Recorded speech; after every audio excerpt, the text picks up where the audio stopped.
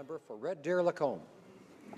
O Canada, our home and native land, true patriot love, in all thy sons command.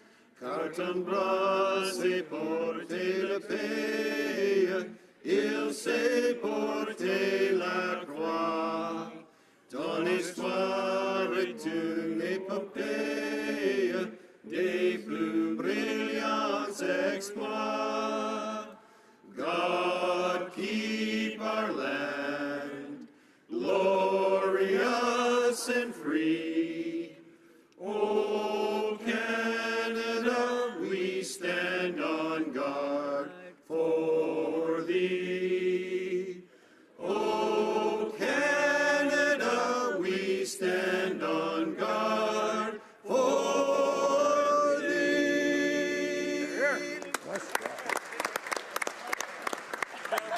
And on ouvre les portes, that the doors be open. It looked like a men's choir. Please turn the mics off.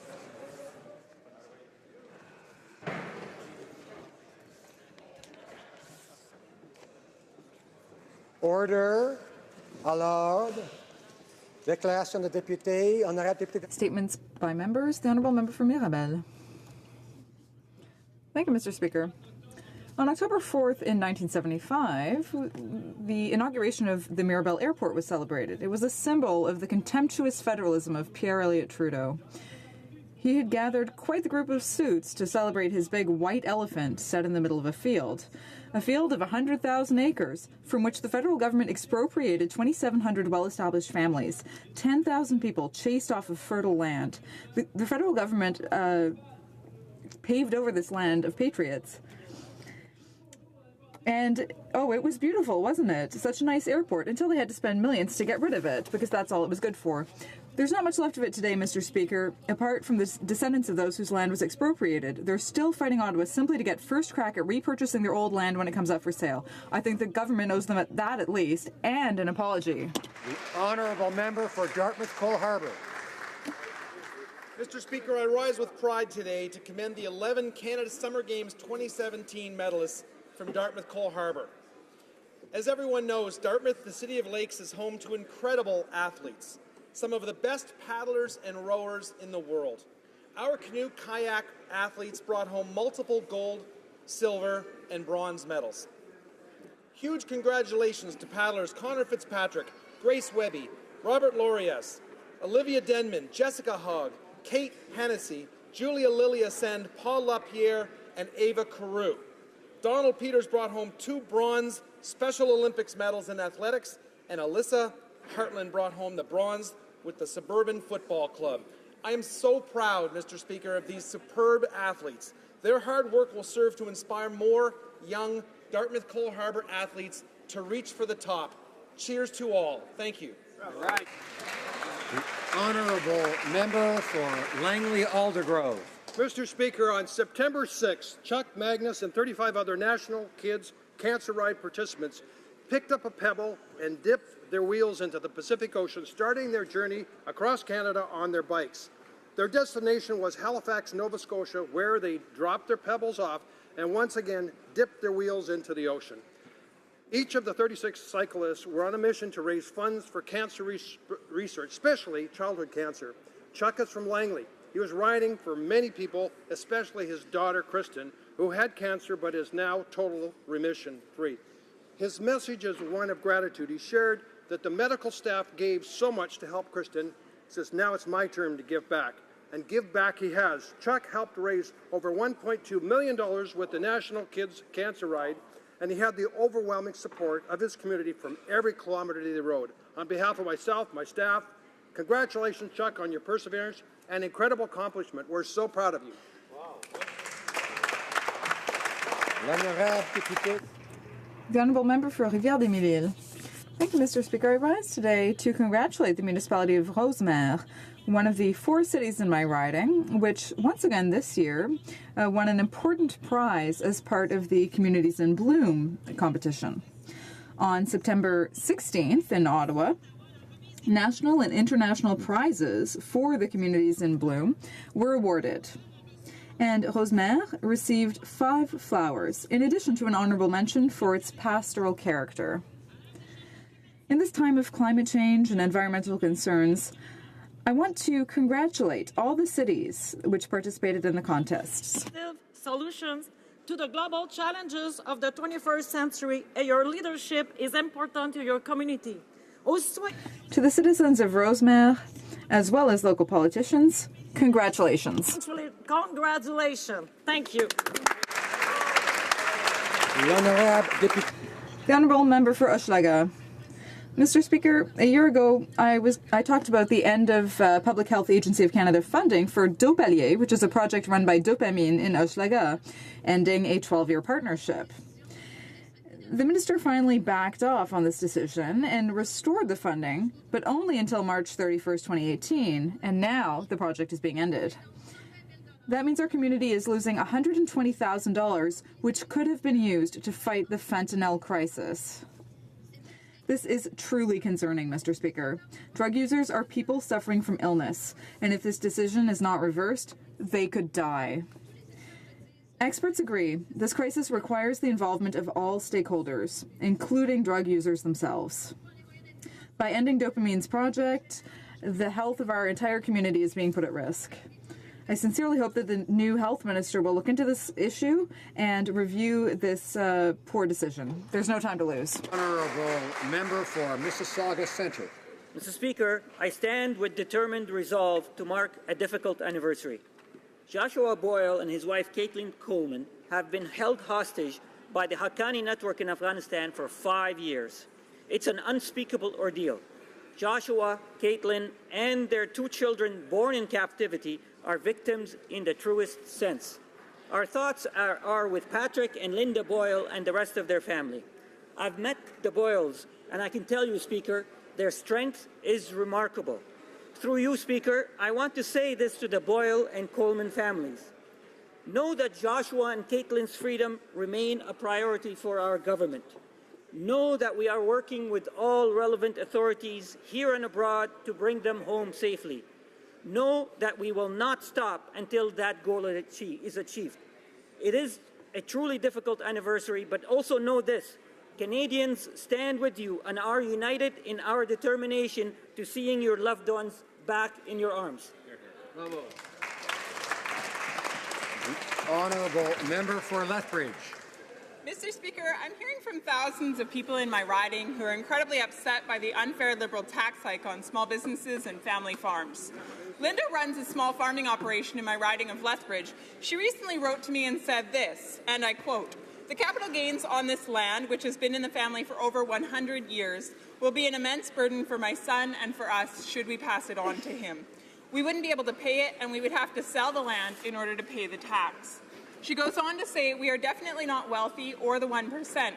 We work very hard. We have no pension, no sick pay, no maternity leave, and no vacation pay. We've had to put a personal guarantee to ensure loans against this equipment and land. So if the farm doesn't do well and we are taxed at such a high rate, we will not be able to sustain this family farm." End quote. Mr. Speaker, on behalf of Linda and all hardworking Canadians who are employed within the private sector, I implore this Prime Minister and his members to put aside their selfish ambitions and to put the needs of the Canadian taxpayer first. The Honourable Member for Mississauga Lakeshore. Mr. Speaker, on October 11th, we celebrate the International Day of the Girl, recognizing girls' rights globally and supporting action to address discrimination and the barriers girls face simply because they are young and female. Today, we're joined on Parliament Hill by 17 young ambassadors from Plan International Canada, Mr. Speaker, an NGO supporting young women from across Canada to declare that they belong in their dream jobs. These 17 inspiring teenagers will take on a variety of roles to show that every girl has a right to belong and to reach her full potential. They are change leaders who are defying and rewriting stereotypes about the role of women and girls in the labour force.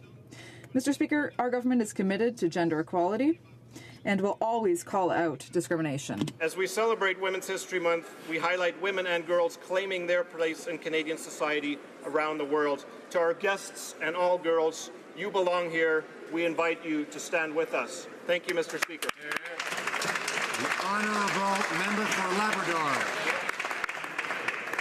Thank you, Mr. Speaker. I rise today to acknowledge the many vigils that are being held across Canada in memory of missing and murdered Indigenous women and girls, including one here on Parliament Hill today.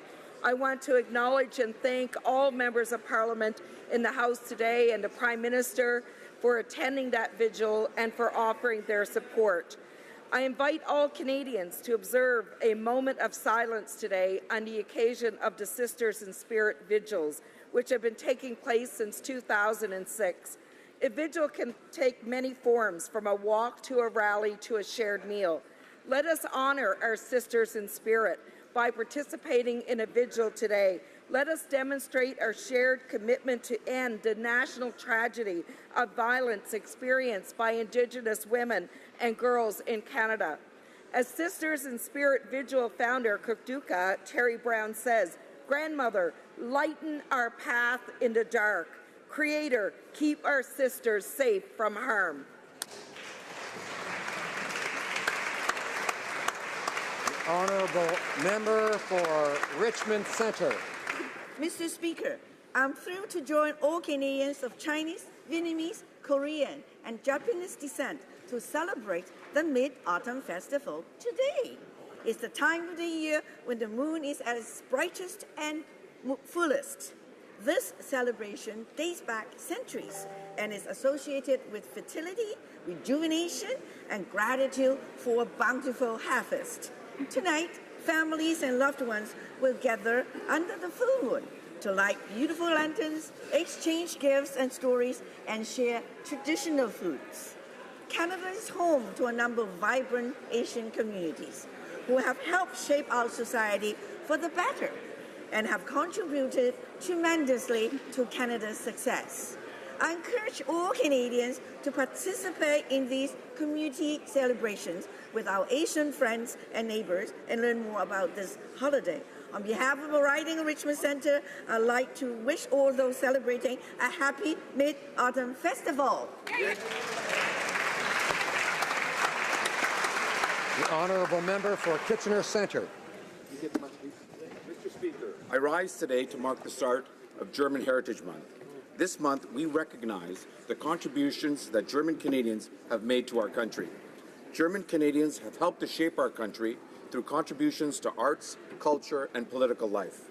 This holds especially true in the Waterloo region, where this year we are honoring Joseph Mosser as well as the sons of Friedrich Rumpel and their descendants as part of German Pioneer Day. To kick off Canada's first official national observance of German Heritage Month, we will be celebrating here on the Hill tonight, beginning at 6:30 p.m. in room 200 of the Sir John A. Macdonald Building with Oktoberfest sausage, schnitzel, and strudel. And, Mr. Speaker, the celebration will continue in the Kitchener-Waterloo region next week with the largest Oktoberfest outside of Germany. I invite everyone here today to come and visit tonight and also to come to our great region to experience German culture at its finest. Thank you. The honourable member for Saint-Boniface Saint-Vital. Monsieur le Président, Mr. Speaker. Today in honor of the National Day of Vigils to remember the more than 1,000 murdered and missing Indigenous women and girls. Aujourd'hui, Today we're invited to gather to remember those that we've lost, to raise awareness about this national tragedy, and to support those who have lost loved ones. there are a number of ways that we can honor the victims, such as a moment of silence, a family gathering, or a large community vigil. You could also hang a red dress in commemoration, a project started by Winnipeg Métis artist Jamie Black. I invite all of my colleagues in the House to take a moment today to remember and honor the memory of missing and murdered Indigenous women and girls in Canada.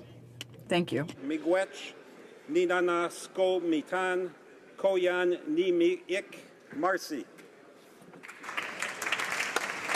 The honourable member for Markham Unionville. Mr. Speaker, I rise today in the House to wish Chinese community in Markham Unionville and around the world who celebrate this festival the very best this coming Moon Festival, Jiangchu Kuai Lo. Today, tens of thousands of residents will celebrate this day, also known as Mid-Autumn Festival. On this day of the Chinese calendar, the moon is believed to be the most lit. This festival has been taking place in China over 3,000 years. Traditionally, this festival began to worship the sun and moon and pray for the good harvest. Today, the Moon Festival is an occasion for families to spend time together, eat festive food, traditional moon cakes, and enjoy Chinese tea. As a Member of Parliament for Markham Unionville, I wish everyone taking part in Mid-Autumn Festival safe and happy time. I can't wait to join the celebration. Jiangchu Kuai Lo, Mr. Speaker. The Honourable Member for Don Valley North. Mr. Speaker, many Canadians of Chinese, Korean, Japanese, and Vietnamese heritage are gathering on Parliament Hill today to celebrate the Mid-Autumn Festival, also known as the Moon Festival. It is a time for families and friends to reunite under a full moon, eat mooncakes, and enjoy time together. These family reunions multiply our blessings and enhance our mutual understanding as Canadians. I invite all my colleagues to join tonight's joyful celebration in the spirit of togetherness and fun. Hear, hear. As people across Canada celebrate this evening, let us all continue to come together and work together as a one Canadian family for a better Canada. Thank you. The Honourable Member for Nanaimo Ladysmith. Today we honor the lives of murdered and missing Indigenous women, girls, and Two-Spirit people. On the front steps of Parliament and all across the country, over 200 communities are holding Sisters in Spirit vigils, including the Vancouver Island University Student Union in Nanaimo Ladysmith, the riding I serve. I salute the advocacy and the strength of the families and the Indigenous women's organizations that have brought us to this point and have pushed for change. The United Nations Committee to End Discrimination Against Women condemned Canada for failing to end violence against Indigenous women and girls. It's time to act to bring justice to families and survivors and to end violence against Indigenous women. Here. The Honourable Member for Niagara Falls. Thank you, Mr. Speaker. I'm proud to rise in the House today to recognize the Honourable Member from Haldimand, Norfolk. As a matter of fact, I am dying to finally have this opportunity to pay tribute to the member on the occasion of her 60th birthday.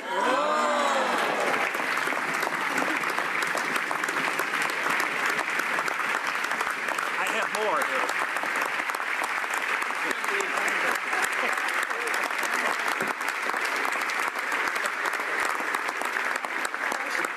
She is known to Canadians for her successful tenure as Minister of Natural Resources and Social Development, as well as Citizenship and Immigration, but there is much more to this remarkable woman. She founded the largest publicly funded ambulance service company, and she is active in the Canadian Council for Private-Public Partnerships.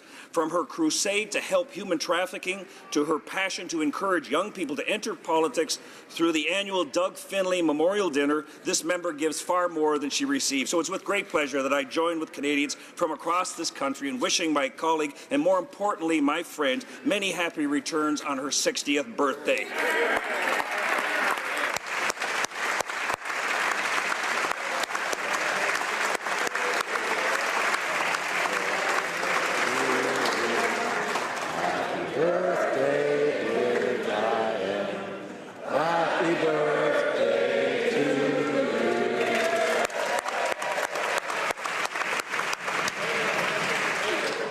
Of course, we aren't usually supposed to refer to a member by name, but occasionally we make exceptions. The Honourable Member for Edmonton Centre. Mr. Speaker, last week our lives were shaken by tragic events in Edmonton and in Las Vegas that injured Edmontonians and that took the lives of Albertans and Canadians.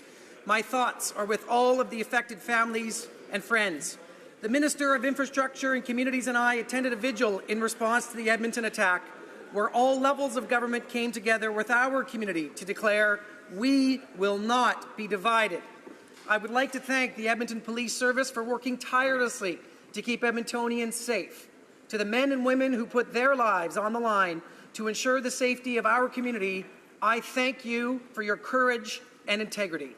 It is a great honour to represent such an incredibly diverse riding in the House of Commons. This rich and beautiful diversity makes Edmonton stronger, smarter, and more resilient to all that the world throws at us. We will not let the actions of one person define our city or our country. We are one Edmonton, one Alberta, one Canada.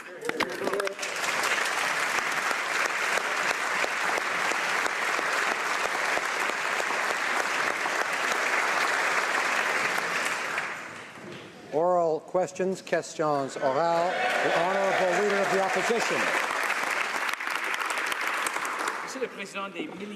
Mr. Speaker, thousands of Canadians are calling on the Prime Minister to listen to their concerns and to extend the consultations on tax changes, which are unfair. Yesterday, the Prime Minister had an opportunity to show that he was really listening to Canadians, but he ignored the small business owners and farmers and voted against our motion. Will the Prime Minister admit that he's refusing to listen to Canadians simply because these tax changes won't affect his own personal family fortune? The Right Honourable Prime Minister. Mr. Speaker, we were elected on a promise to increase taxes on the wealthiest and to decrease them for the middle class. That is what we have done, and that's what we're going to continue to do every day in this House, because we know that putting money in the pockets of middle-class families generates economic growth and benefits everyone. With respect to listening, Mr. Speaker, we have been listening for months. We are listening to Canadians. We're going to continue to listen to Canadians as we finalize our bill. The Honourable Leader of the Opposition. Is, Mr. Speaker, is every time that they touch the tax code, it's the middle class that end up paying right. more. And thousands of small business owners and the workers they employ have told that to the Prime Minister, that they will be hurt by the tax changes that they've proposed, but he's ignored them every step of the way. But one group that won't be hurt are the millionaire investors and shareholders and people like the Prime Minister and the Finance Minister. Now, we know that he incorporated to collect thousands of dollars in speaking fees from charities. We know that he has a multi-million-dollar trust fund, and he brags that his fortune won't be touched. So if this really is about taxing the rich, can the Prime Minister list a single proposal in these new changes that will cost him even a... Right Honourable Prime Minister. Elected on a commitment to Canadians to raise taxes on the wealthiest 1%, to lower them for the middle class. And that's what we did. It's the first thing we got into this House to do, and that's what we've continued to work on every day, and we will continue to do that. Continue to work to make our tax system fair. If the member opposite wants to propose to raise corporate tax rates, he can do that, but we think that's a bad idea. We think competitive tax rates for small business and for corporations makes a lot of sense. The Honourable Leader of the Opposition. Order. Mr. Speaker, that might be what they try to do, but the results of their action is that the wealthiest Canadians are paying less and middle-class Canadians are paying more in almost every single case. He's lost all credibility on this issue, and he continues to defend the proposals that he's put on his department's website, including the fact that many of these changes will be retroactive to this summer. So after weeks of denying that these tax changes would hurt the very people he claims to help, will the Prime Minister now finally admit that what they proposed was going to hurt the very people they claim to help? Right Honourable Prime Minister. Mr. Speaker, as we said from the very beginning, we're looking at making the tax system fair. Canadians know that wealthy Canadians are encouraged with our current tax system to use private corporations as a way to pay lower tax rates than many middle-class Canadians. We don't think that's fair. Canadians don't think that's fair. That's why they sent us to Ottawa to fix what we inherited from the Conservatives, and that's exactly what we're doing. First thing we did, lower taxes on the middle class, raise them on the wealthiest 1%. And we delivered a Canada Child Benefit that gives more money to 9 out of 10 Canadian families. They voted against it. The Honourable Leader of the Opposition. Order. Mr. Speaker, the previous Conservative government respected the court decision and repatriated Omar Khadr. That was his compensation, a second chance to live in the country that he fought against. But this Prime Minister decided to cut him a check over and above for $10 million. And his justification for doing that was that he wanted to save costs on legal fees. Meanwhile, he's fighting an Indigenous girl in court over her need for dental care. So why is it that when it comes to standing up to a convicted terrorist, the Prime Minister gives up the fight, but when it comes to fighting an Indigenous girl for dental care, money's no object? Right. Honourable Prime Minister. Mr. Speaker, previous governments violated a Canadian's fundamental rights and freedoms. When that happens, we all pay. We know that you can't just defend people's rights when it's popular, when it's easy. You have to stand up and defend charter rights even when it's hard. That's exactly what we're doing. And the outrage we hear from Canadians and that we share needs to continue to make sure that no government ever thinks that it's okay to violate a Canadian's fundamental rights again. The Honourable Leader of the Opposition. Mr. Speaker, the previous government respected the court decision and repatriated Omar Khadr to Canada. But that wasn't enough for the Prime Minister, who preferred to give him $10.5 million instead of going to court. But when a young girl needs orthodontic care, the Prime Minister does everything to take her to court. Why is it so easy for a Prime Minister to give so much money to a terrorist found guilty than to refuse dental care to a young girl? Please. The Right Honourable Prime Minister. Mr. Speaker, our government knows that all Canadians should have access to health care that is medically necessary. Thanks to the Uninsured Healthcare Service Program, we will ensure that First Nations children and Inuit children have coverage for the total cost of orthodontic care when it's medically necessary. As we progress in the creation of the new Department for Indigenous Services, we will ensure that and look at improving all services. The objective is for these services to be provided for the Indigenous people by Indigenous people, and we'll continue to look at ways of improving the services that we offer. The Honourable Member for Musqueam-Neches-Témiscouata-Les-Basques.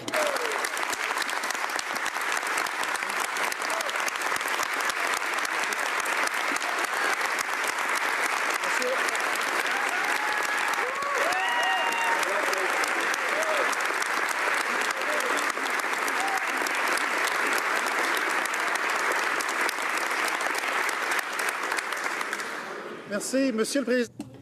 Mr. Speaker, the Environment Commissioner published a devastating report yesterday. She said, and I quote, "The government isn't prepared to face the effects of climate change."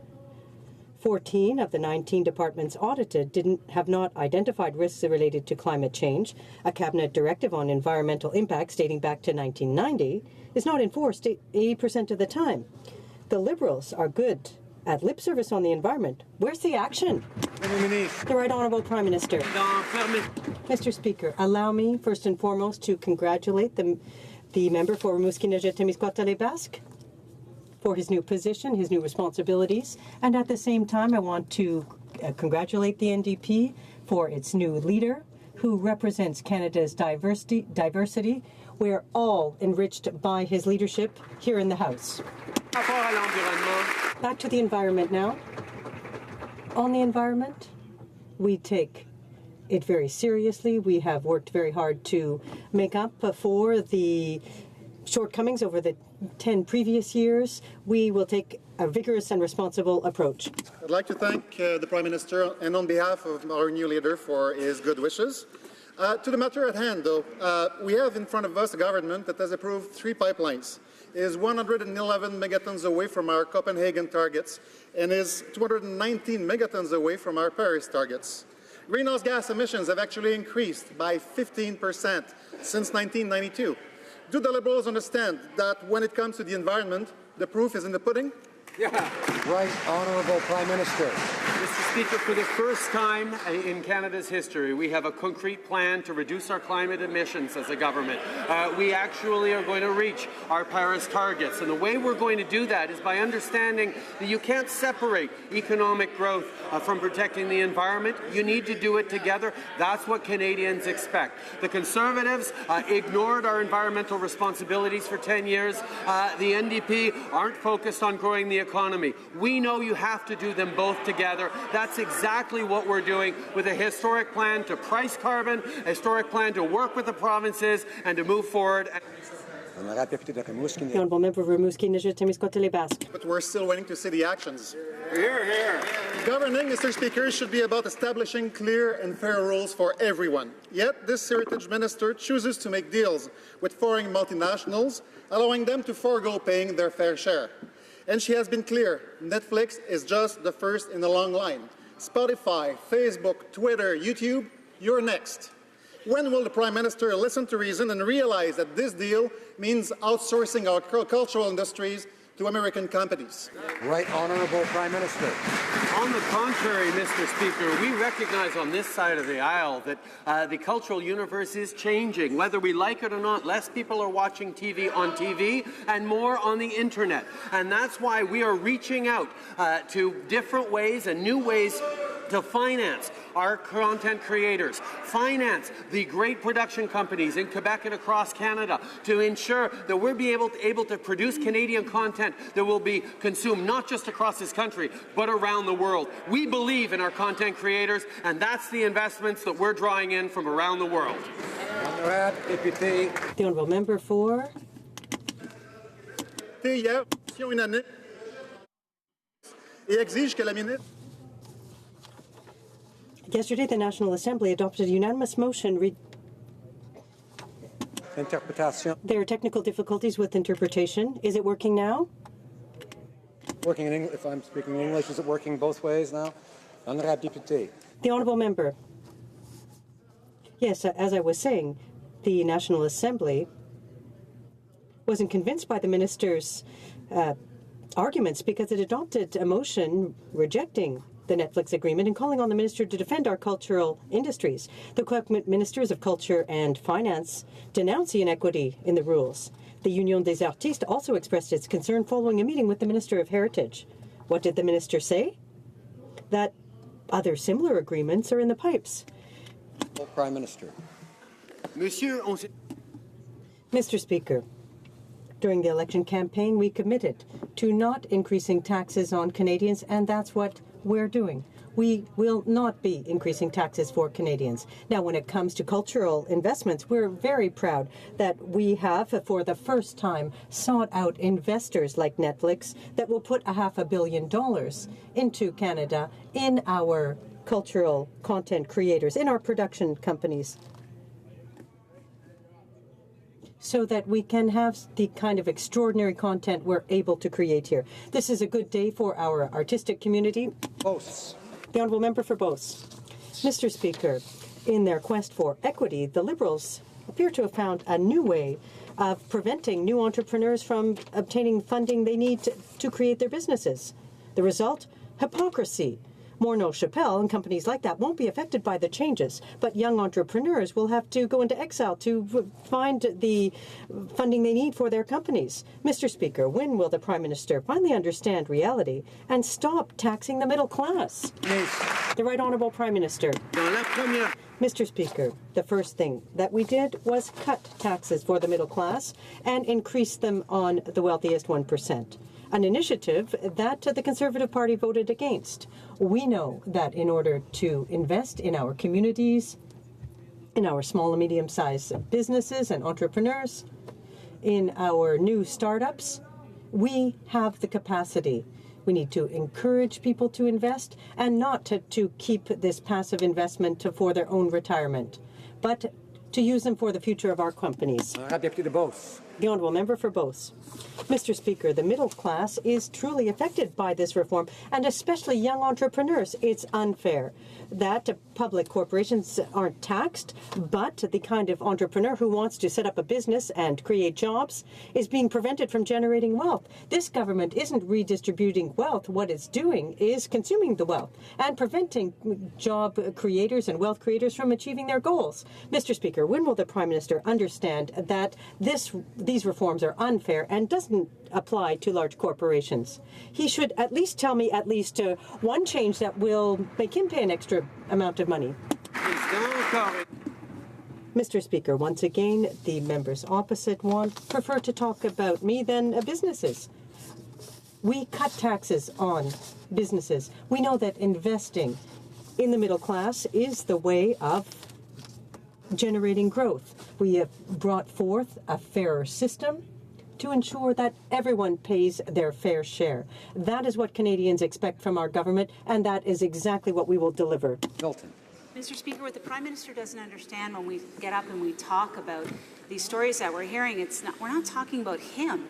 What we're talking about is what constituents are saying about him. And they are saying it. Last night, after they voted to close consultations on these tax changes, I went to Cornwall, Ontario. There's 130 people in that room that said, well, we're not done with giving information to the Prime Minister and to this cabinet. One woman stood up, Mr. Speaker, and she said, look, I've been in this community for a long time, and right now I've promised my daughter we're not going to move, and now we're going to have to move. And her complaint is this: her family fortunes are changed, but his aren't. Right Honourable Prime Minister. Mr. Speaker, we've been listening to Canadians across this country over the past months. We've been listening to them for years, who recognize that the system we have encourages wealthy Canadians to use private corporations to get out of paying the same tax rates that middle-class Canadians have. That's not fair, and that's exactly what we've committed to change. But we've heard the concerns of Canadians, and that's why we have committed that as we move forward with making the tax system fair, we will do nothing to harm small businesses or the middle class. Honourable Member for Milton. Speaker, he may have heard, but is he listening to the anguish in their voices, and is he seeing the tears on their faces? Because that's exactly what I'm seeing when I look to consultations across this country. People are terrified. A woman last night was at a loss for words in Cornwall. She couldn't speak because she was so worried that she was not going to be able to make ends meet. And you know what her solution was, Mr. Speaker? Maybe I should just wrap it all up and move to the city and work for someone else. Mr. Speaker, this government is killing innovation for women, and I want to know from the Prime Minister what hurts him in this legislation. Prime Minister. We take very seriously the concerns of Canadians, and that's why we are moving forward with legislation that will show that the small businesses, the folks who are working hard in the middle class, will not be affected by these changes. That is what we are moving forward with. I know the members opposite want to stretch out the period of uncertainty, but what we're actually doing, having listened to Canadians, is we are now going to move forward and demonstrate that what we are doing to make the tax system fairer will not hurt small businesses in the middle class. The Honourable Member for Carleton. Mr. Speaker, it's this Prime Minister who created the uncertainty with his surprise attack. With his surprise attack on our local businesses and family farmers, tax rates, double taxes that will reach as high as 73%, higher taxes on farmers selling to their kids than selling to foreign multinationals, but no new taxes on the Prime Minister's personal family fortune. If I'm wrong about that, can the Prime Minister give even one example of a measure in this package that will cost him a penny more? Right Honourable Prime Minister.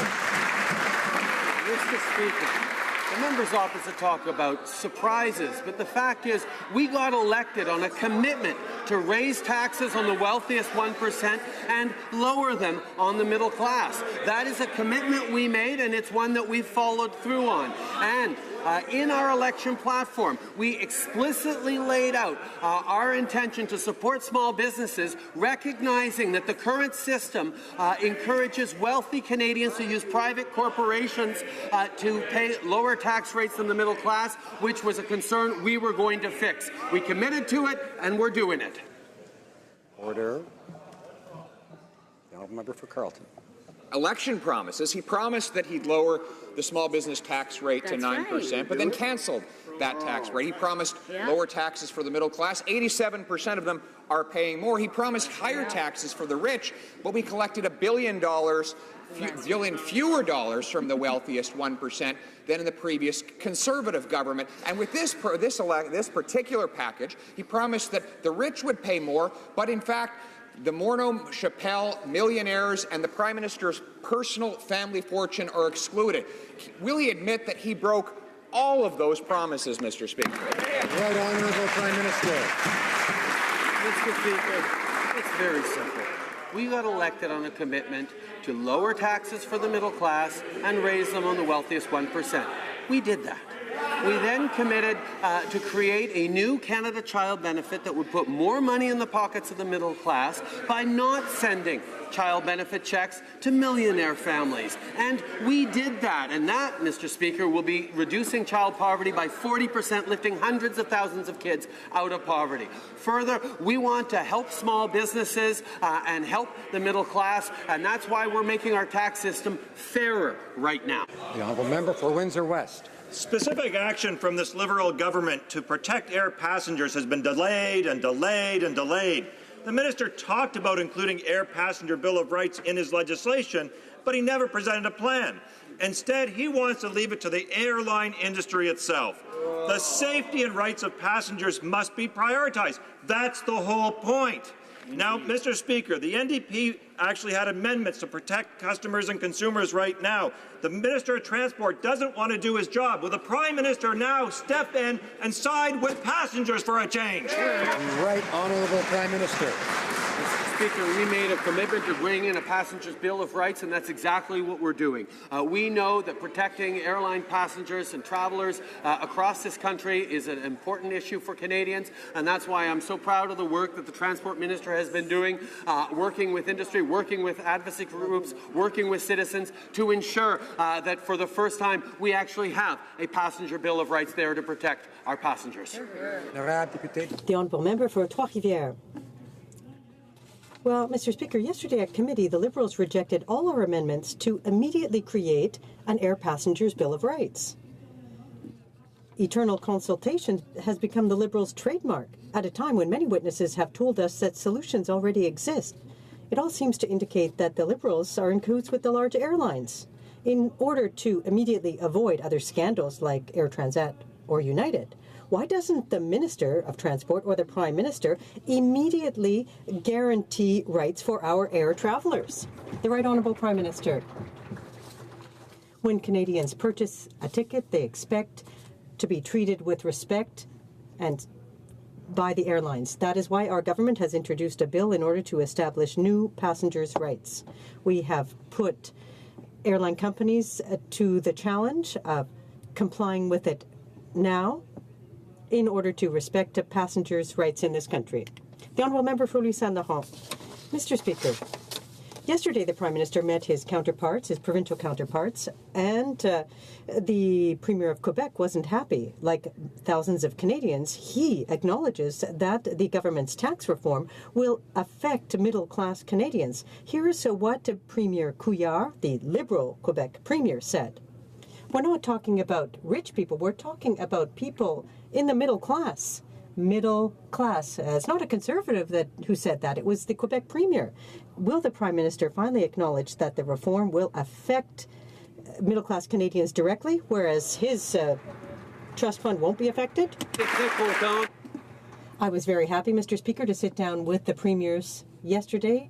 We have a good working relationship, especially with the Premier of Quebec, who was very happy to hear that we will be rebalancing this initiative to create tax fairness will not target the middle class. It will help the middle class and will help small businesses. We are ensuring that we're going to be creating economic growth for all. The Honourable Member for Louis-Saint-Laurent. Well, Mr. Speaker, that's not what the Premier said yesterday. Now, There is another issue, Mr. Speaker, the transfer of companies to a family member. It will cost it more if they transfer it to a family member than to sell it, and that makes no sense. I'm not the one who said that. It's the Quebec Liberal Premier who said, back in the regions, back at home, more often, a company leaves a region instead of going to a family member. This is going to result in a loss of economic activity. Will the Canadian Prime Minister acknowledge that his tax reform will affect middle-class Canadians and especially people in the regions? The Right Honourable Prime Minister. Mr. Speaker, we heard that concern over the months, and that's why I can assure you and everyone in this House and across the country that the reform will not make it more difficult to sell a family business on to a family member to the next generation. That is important. We will be protecting that, and it's part of what we will be carrying out in the bill. Mr. Speaker, Rita Felder, owner of FFM and Field Farms in my riding, has worked for 15 years to build a business that employs 50 people, including her family. She knows that these Liberal tax changes will have a devastating impact on her business and jeopardize their children's dream of taking over the farm. But if this is really about going after the wealthy, then which of these tax changes will force our wealthy Prime Minister to pay 1 penny more in taxes? The Right Honourable Prime Minister.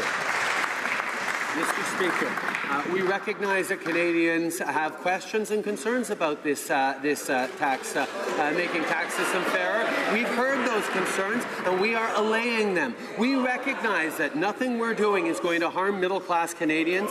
This is a measure that goes after a system that encourages wealthy Canadians to use private corporations to pay lower tax rates than hardworking middle-class Canadians. That's not fair. That's what Canadians sent us to Ottawa to fix, and that's exactly what we're working on every single day in this House. Honourable Member for Foothills. Mr. Speaker, class warfare shouldn't be government policy, but these unfair Liberal tax changes don't distinguish between hard-working Canadian farm families and real tax cheats. A new technical analysis of these changes show that over a 20-year period, the typical Canadian farm, 3,000 acres, will pay $1.3 million in new Liberal taxes. Whoa. Why is the Prime Minister going after hard-working Canadian farm families to the tune of $1.3 million when his own family fortune is untouched? Why? The Right Honourable Prime Minister. Mr. Speaker, we recognize that there are concerns about these changes, and that's why we have listened, and that's why we are bringing forward measures that will demonstrate that we are focusing on supporting the middle class and helping our small businesses. It is the wealthiest Canadians who use our current system as a way of paying lower taxes than middle-class Canadians that is unfair. That's what Canadians know, and that's what Canadians expect from this government, to make sure we're supporting the middle class and those hard-working farmers and fishers right across this country. The Honourable Member for North Island, Powell River. Mr. Speaker, we have never had a national strategy that focused exclusively on Canadian seniors. Yesterday at committee, Liberal MPs repeatedly stated that we would finally see one. One Liberal MP said, quote, "We are doing one. That's the whole point of this." Yet, when the minister was asked about this directly, the minister responsible for seniors was completely non-committal. Seniors deserve more than just another study with another report whose recommendations are ignored. So will the Prime Minister commit today to a national senior strategy? Right Honourable Prime Minister. Mr. Speaker, the NDP love their national strategies. We prefer actions. That's why one of the first things we did was increase the guaranteed income supplement for our most vulnerable seniors by 10%. That's almost $1,000 more in the pockets of our most vulnerable seniors. We strengthened the CPP for a generation. We are delivering on a national housing strategy that's going to focus on supporting our seniors to make sure that they retire in safety and security and stability. These are the kinds of things this government is working on every single day and will continue to, because we care about our seniors and we're delivering for them right now. The order. The Honourable Member Saint-Hyacinthe-Bagotte. Mr. Speaker, yet again, a news story about Phoenix has emerged. The story tells of a government that was supposed to save $688 $688 million taxpayer dollars by using a new program. As everyone knows, this is not the case. The Phoenix fiasco has been going on for almost 2 years, and thousands of workers still don't see light at the end of the tunnel. At mid-mandate, will the Liberals stop blaming the Conservatives, do their job, and make sure that every public servant is paid under Phoenix? The Right Honourable Prime Minister. We recognize that this is an unacceptable situation, that somebody is working and not being paid. That is why we are working so hard to resolve the problems that we inherited. The reality is that we are working with the public service, with the unions, with people throughout the public service who are all working extremely hard with the government in order to resolve this problem as quickly as possible, because this is unacceptable. Mississauga, Erin Mills. Mr. Speaker, myself and many of my constituents in Mississauga, Erin Mills, were not born in Canada, but that doesn't make us any less Canadian. I remember the day when I proudly took the oath of Canadian citizenship along with my family, one of the most humbling moments of my life. The Harper Conservatives put in measures in the Citizenship Act that told Canadians like me that we were below those who were born on Canadian soil. Can the Prime Minister please update this House on how our government is ensuring fairness for all Canadians, regardless of where we were born? The Right Honourable Prime Minister. I want to thank the member from Mississauga, Erin Mills, for her question and for her incredible advocacy on so many important files. In 1 week from today, on October 11th, key changes to the Citizenship Act resulting from Bill C-6 will come into force. We delivered on a promise we made to Canadians to repeal the unfair two-tiered citizenship provisions brought in by the previous Conservative government. We know that one of the strongest pillars for successful integration into Canadian life is achieving Canadian citizenship. We know diversity is our strength, and for this side of the House, a Canadian is a Canadian is a Canadian.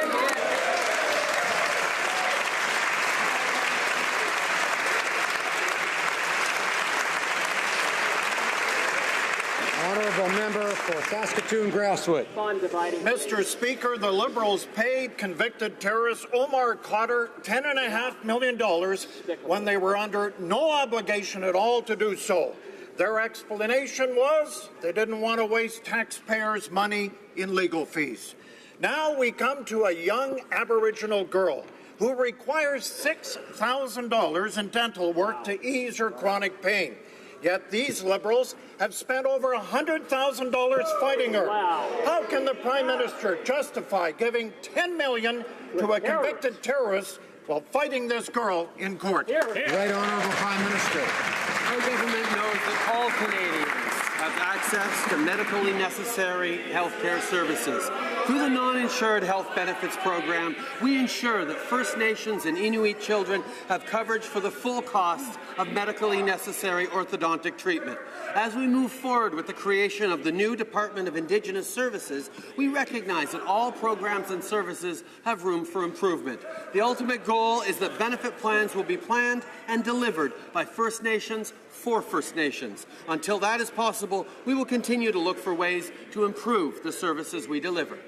The Honourable Member for Barrie, Springwater, Oro-Medonte. Mr. Speaker, the Prime Minister's talk is cheap. The Prime Minister says one thing, and yet his government does another. The Liberals denied $6,000 in dental surgery to a young First Nations girl, and then racked up $110,000 in legal fees fighting this young girl. But when it comes to terrorists, they just give up and write a check? Why did this Prime Minister give a convicted terrorist, Omar Khadr, $10.5 million, but deny a young First Nations girl $6,000 for dental surgery? Right Honourable Prime Minister. Mr. Speaker, the actions of previous governments left Canadians liable for up to $40 million in payouts to Omar Khadr, and we didn't think that was right. We know that when governments violate Canadians' fundamental rights and freedoms, everyone ends up paying. And that outrage that everyone is feeling about the Omar Khadr settlement, I hope continues to make sure that no future government ever violates a Canadian's fundamental rights again. Order. Order. Most members in all parties, the clear majority, are able to sit through question period and hear things they don't like, lots of them, without commenting when it isn't their turn. So I would urge members to not comment when it's not their turn. The honourable member for Kamloops Thompson Caribou. Mr. Speaker, the Liberal government needs to gain some perspective. They rushed a $10.5 million payout to convicted terrorist Omar Khadr. They had no legal obligation to do so. At the same time, they're fighting Josie, a Cree young girl who needs $6,000 worth of dental surgery. They spent $110,000 fighting her in court. Can the Prime Minister stand up and justify why a convicted terrorist gets a rush payment while they continue to fight Josie and her family? The right honourable Prime Minister. Mr. Speaker, when Canadian governments violate Canadians' fundamental rights, we all end up paying. It is not a question of only standing up for rights when it's easy or when it's popular. It's a question of standing up for rights because it's the right thing to do, because that's what makes us proud to be Canadians. We stand up for people's rights, period. And that's why when the government violates people's rights, subsequent governments end up paying. That's the way it works, and hopefully it'll never happen again because Canadian governments need to respect Canadians' rights. Order. The honourable member for Kamloops Thompson Caribou. Mr. Speaker, last week the Indigenous Service Minister gave a glowing speech about her commitment to improve health services for First Nations. The Minister for Crown and Indigenous Affairs went on Twitter to encourage people to call Health Canada if they know a child who needs care. What they didn't say is then we're going to fight in courts all the way. $110,000. How can the Prime Minister explain to Canadians again, a convicted terrorist, he had no obligation to pay $10.5 million, but I'm going to fight Josie and her family all the way in court? The right honourable Prime Minister. Mr. Speaker, our government is absolutely committed to ensuring that First Nations and Inuit children get the care they need through the non-insured health benefits program. As I said earlier, our government recognizes that unacceptable socioeconomic gaps continue to exist, including in health outcomes, and that's why our government has created the new Department of Indigenous Services. Moving forward, I and our government will be working with all partners to improve programs and services for Indigenous peoples across this country, and I'll be happy to work with the member opposite in order to do so. Honourable member for Nanaimo Ladysmith. Today, as we honor the lives of murdered and missing Indigenous women, girls, and two-spirited people, families and survivors are on the front steps of Parliament calling for justice. The United Nations Committee to End Discrimination Against Women condemned Canada for failing to end violence against Indigenous women. Shockingly, over 700 recommendations have gone unanswered by successive governments. What will the Prime Minister do now so there are no more stolen sisters? Right honourable Prime Minister. Mr. Speaker, we recognize this unacceptable ongoing national tragedy, and we have committed as a government to work hard to end violence against women, to get healing for the families, to get justice for the victims and survivors, and to end this ongoing public national tragedy. We continue to be committed to doing everything we can to work with Indigenous communities, to protect our sisters, our daughters, our cousins, our nieces, our nephews, our aunts, our grandmothers. This is a tragedy that has too long been ignored. That's why we are working so seriously on it. The Honourable Member for Beloeil-Chambly. Mr. Speaker, a report from the Correctional Investigator has sounded the alarm for young people incarcerated in federal correctional institutions or facilities, rather. They are vulnerable to exploitation, bullying, and mistreatment. Also, they are overrepresented in cases of solitary confinement and use of force. Reforms emphasizing rehabilitation and protecting vulnerable people. Will the government respect the report's recommendations and abolish the use of solitary confinement on those under 21 in favor of proper rehabilitation? The right honourable Prime Minister. We recognize the work that needs to be done in our correctional services, and I'm proud of the work that our Minister of Public Safety is doing on exactly that. We're moving forward on a broad range of initiatives and recommendations made, including the restoration of prison farms, the diminution of the use of solitary confinement, the kinds of things that we know will not just do a better job of respecting rights, but also keep our communities safer. The Honourable Leader of the Opposition. Mr. Speaker, the Prime Minister has moved the goalposts for important energy projects like Energy East. That would allow Western Canadian oil to flow to eastern provinces. But now he's changed the rules and he's added new hurdles that only apply to domestic projects. And as a result, Energy East is now in jeopardy. But he has made one group of people very happy. The oil executives and politicians from countries like Venezuela, Algeria, and Saudi Arabia, whose companies won't be subject to these new hurdles. Why the double standard, Mr. Speaker? Honourable Prime Minister. For 10 years, Mr. Speaker, we had a Conservative government that didn't understand the way to move forward on energy projects was to take leadership on the environment.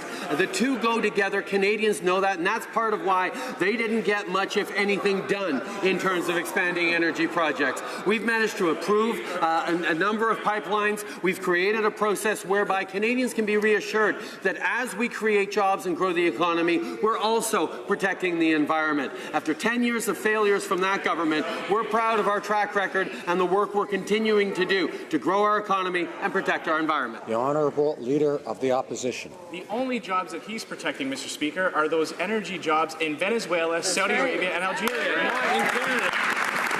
Now, he could take this opportunity to promote a national, nation-building project like Energy East. It would increase the competitiveness of our energy sector and decrease our need for foreign oil. But instead, he's making it more difficult for these projects by changing the rules in the middle of the game. But these rules don't apply to foreign oil imports from countries with terrible human rights records and abysmal environmental standards. So why the double standards? Why put the interests of foreign companies ahead of Canadian workers? Right Honourable Prime Minister.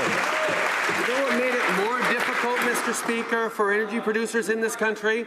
The botched approach of that former government on energy projects. By not understanding the responsibility towards future generations, the responsibility towards the environment, they were unable to get things done. They were unable to demonstrate that they were working for Canada's national interest, that they were working to both grow the economy, create good jobs, and protect the environment at the same time.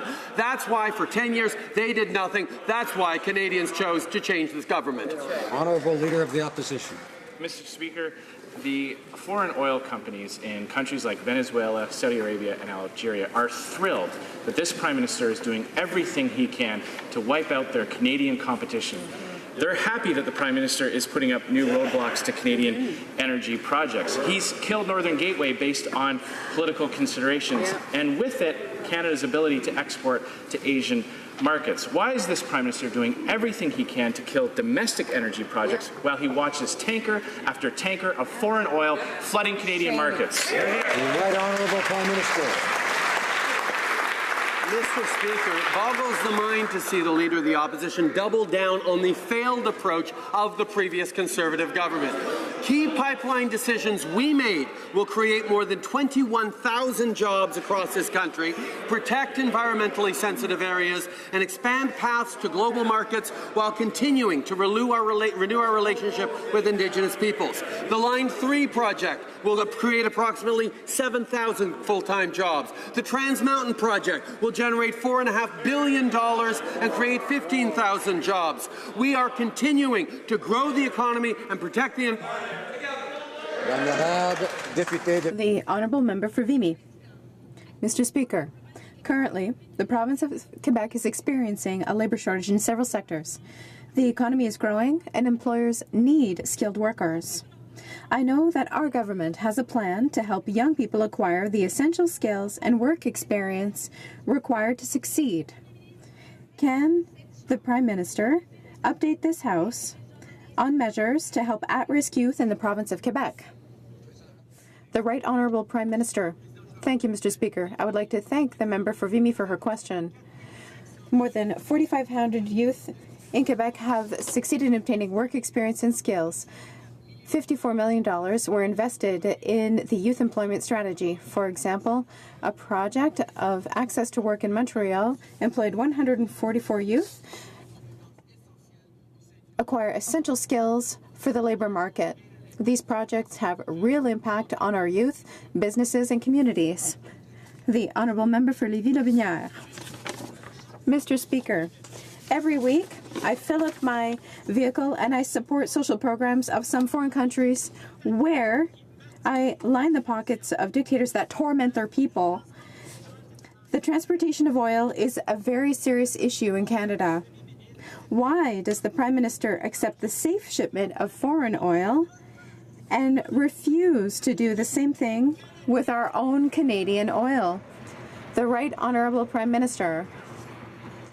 Mr. Speaker, for 10 years, the member on the other side was part of a government that completely failed to demonstrate to Canadians that they could create energy projects that were in their interests, in their common interests. Canadians withdrew their support for the former government in terms of job creation and natural resources projects and its capacity to govern our country. We have a different approach that recognizes that the environment and economic growth have to go together, and we will always invest and understand that element.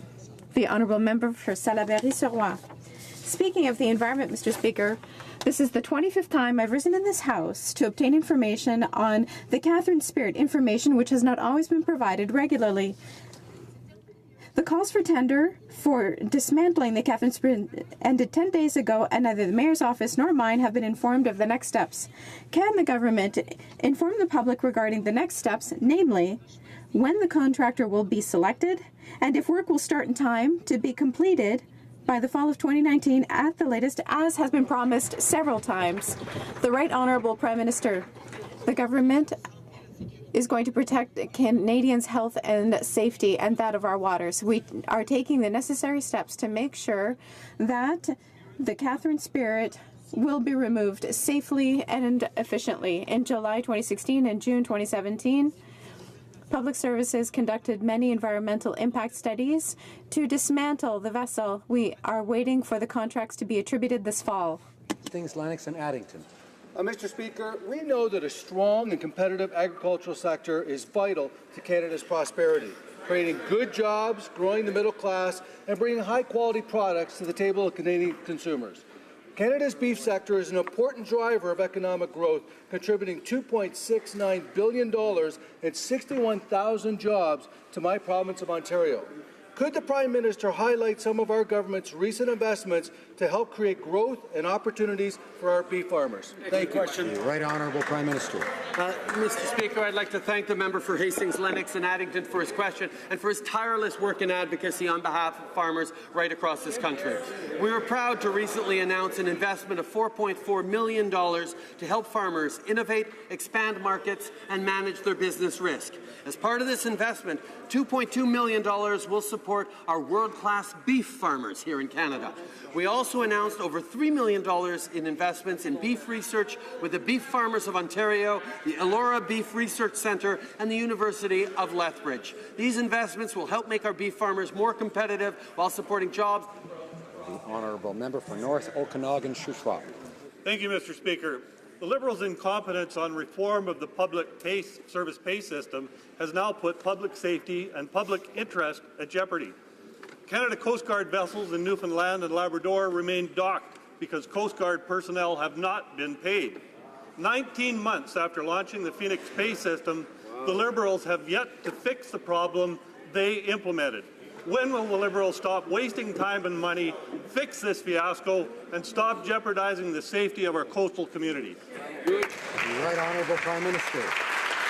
The member opposite may not know, but it was the previous Conservative government that laid off the 700 pay workers before implementing the new system. We are working very hard to fix this unacceptable system, and I have to congratulate yet again the hardworking public service servants, the public sector unions, who've been great partners in moving forward on this, and the tireless work of our minister and government employees and government ministers to fix this unacceptable problem. We continue to work very hard, and we will fix this problem. The Honourable Member for Saanich Gulf Islands. Mr. Speaker, among Arnold Chan's last words to this House were these, quote, "It is imperative that we stop treating climate change as solely an environmental issue, but recognize it as an all-encompassing priority that we as a society and a government must confront with the utmost urgency," close quote. The Environment Commissioner's report yesterday made transparent what most of us know. We're not there. We're not acting with urgency. We're not acting. Will the Prime Minister use this occasion to commit to a reset to actually reduce emissions with urgency? The Right Honourable Prime Minister. Thank the member opposite for her question and congratulate her for many, many years of advocacy and being a staunch defender for the environment and for our future. A year ago this week, I stood in this House of Commons and announced for the first time in Canada a national price on carbon pollution that would go from coast to coast to coast. This is the kind of leadership that we never saw from a previous government. We know there is a lot more to do, but we continue to work diligently on protecting the environment and growing the economy together in ways that will benefit future generations. Order. I would like to draw to the attention of honourable members the presence in the gallery of the Right Honourable the Lord Fowler, Speaker of the House of Lords of the United Kingdom, and, by the way, a former 30-year member of the British House of Commons.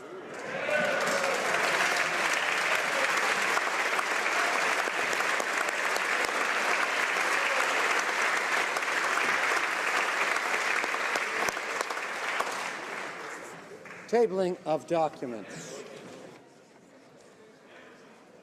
Is there someone rising up?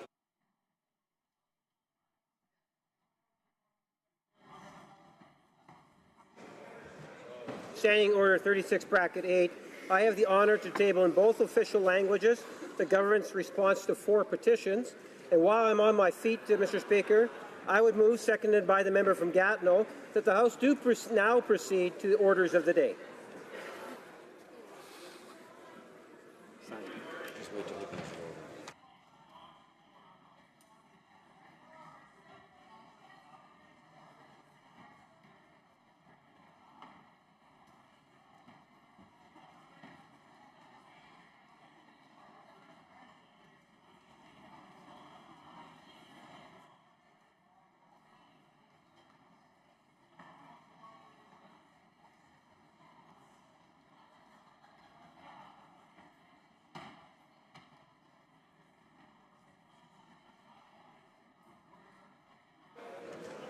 Order, Lord. Mr. Lamoureux, seconded by Mr. McKinnon-Gatineau, moved that the House do now proceed to the orders of the day. Is it the pleasure of the House to adopt the motion? All those in favour of the motion will please say yea. All those opposed will please say nay. In my opinion, the yeas have it. Calling the members.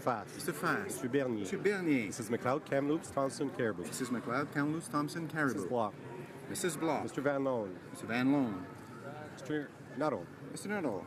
Monsieur Deltel. Monsieur Deltel. Mr. Chung. Mr. Chung. Mr. Reed. Mr. Reed. Mr. Warkington. Mr. Warkington. Mr. Straw. Mr. Straw.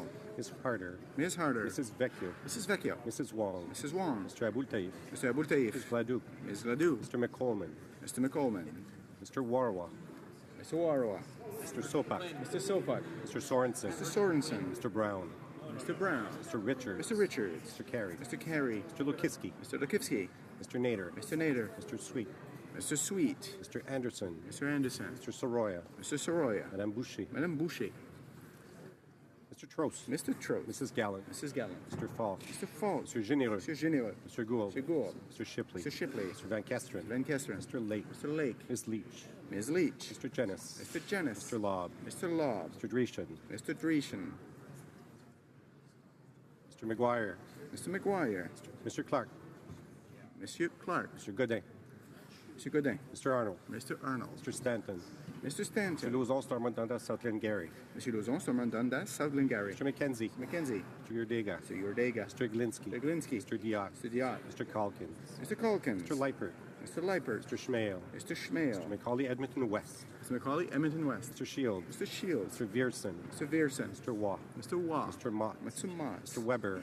Mr. Weber. Mr. Benson. Mr. Benson. Mrs. Cousy. Mrs. Cousy. Mr. Caron. Monsieur Caron. Ms. Duncan, Edmonton, Strathcona. Ms. Duncan, Edmonton, Strathcona. Mr. Christopherson. Mr. Christopherson. Madame Brosseau. Madame Brosseau. Mr. Davies. Mr. Davies. Mr. Garrison. Mr. Garrison. Madame Boutin-Sweet. Madame Boutin-Sweet. Back to Mr. Massey, Windsor West. Mr. Massey, Windsor West. Ms. Matheson. Ms. Matheson. Mr. Dubé. Monsieur Dubé. Madame Quash. Madame Quash. Ms. Kwan. Ms. Kwan. Mr. Blakey. Mr. Blakey. Madame Moore. Madame Moore. Mr. Stewart. Mr. Stewart. Monsieur Aubin. Monsieur Aubin. Mr. Nantel. Monsieur Nantel. Madame Laverdière. Madame Laverdière. Monsieur Saganache. Monsieur Saganache. Ms. Ramsey. Ms. Ramsey. Ms. Jolibois. Ms. Jolibois. Madame Sans Souci. Madame Sans Souci. Monsieur Choquette. Monsieur Choquette. Madame Trudel. Madame Trudel. Ms. Benson. Ms. Benson. Mr. Weir. Mr. Weir. Mr. Julian. Mr. Julian. Mr. Stetsky. Mr. Stetsky. Mr. Canning. Mr. Cannings. Mr. John. Mr. Johns. Ms. Malcolmson. Ms. Malcolmson. Ms. Blaney, North Island, Powell River. Ms. Blaney, North Island, Powell Ms. River. Hardcastle. Ms. Hardcastle. Madame Hughes. Madame Hughes. Monsieur Barcelou Duval. Monsieur Barcelou Duval. Monsieur Plamondon. Monsieur Plamondon. Monsieur Sainte-Marie. Monsieur Sainte-Marie. Monsieur Marcil. Monsieur Marcil. Madame Posé. Madame Posé. Monsieur Fortin. Monsieur Fortin. Monsieur Beaulieu. Monsieur Beaulieu. Monsieur Boudria. Monsieur Boudria. Ms. May, Saanich Gulf Island. Ms. Mason, Gulf Islands.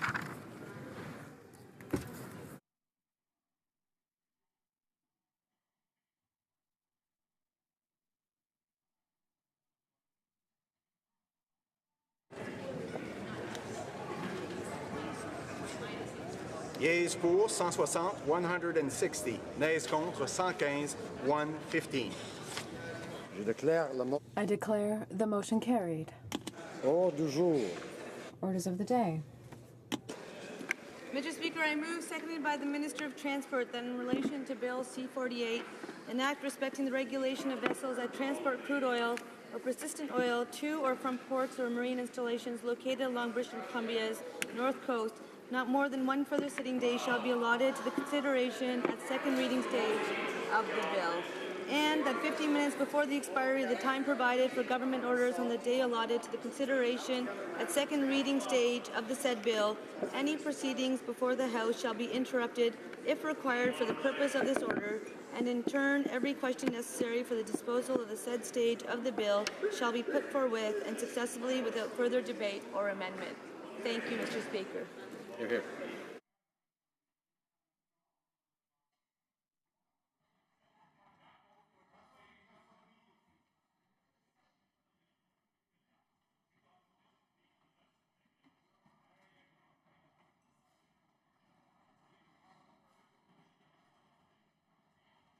Order.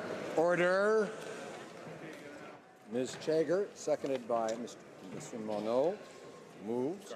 Mr. Garneau, excuse me, moves that in relation to Bill C-48, an act respecting the regulation of vessels that transport crude oil or persistent oil to or from ports or marine installations located along British Columbia's north coast, not more than one further sitting day shall be allotted to the consideration at second reading stage of the bill, and that 15 minutes before the expiry of the time provided for government orders on the day allotted to the consideration at second reading stage of the said bill, Any proceedings before the House shall be interrupted if required for the purpose of this order, and in turn, every question necessary for the disposal of the said stage of the bill shall be put forthwith and successively without further debate or amendment.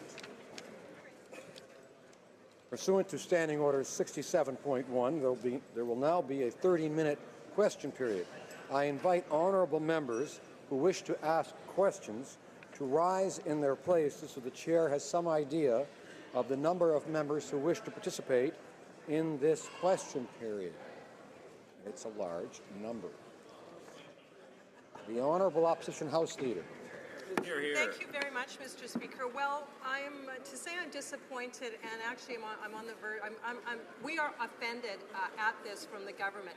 There was an agreement that was made 2.5 weeks ago when this session started that we would work together with the government and we would not be obstructionists. We would work to help bills get passed that we were able to support. Let me tell you what the results of that was. So far, the government has passed S2, C21, C47, C58, all without time allocation, and progress was being made on 3 more bills, C55, C57, and C60. There was one bill that we said we have a lot of interest in, and we would like to have enough time for all of our members to be able to speak on, and that was C48. And now the House Leader has gone and broken her word. Shame on her. Shame on her. No other way to disgusting. A broken word. And if this is the way she's going to start this session after we have worked in such good faith for the last 2.5 weeks, and all the members know, here we go again, repeat of the failure we saw in the spring session. We're going to see the same thing now. Where in the world is her integrity and her ability to Honourable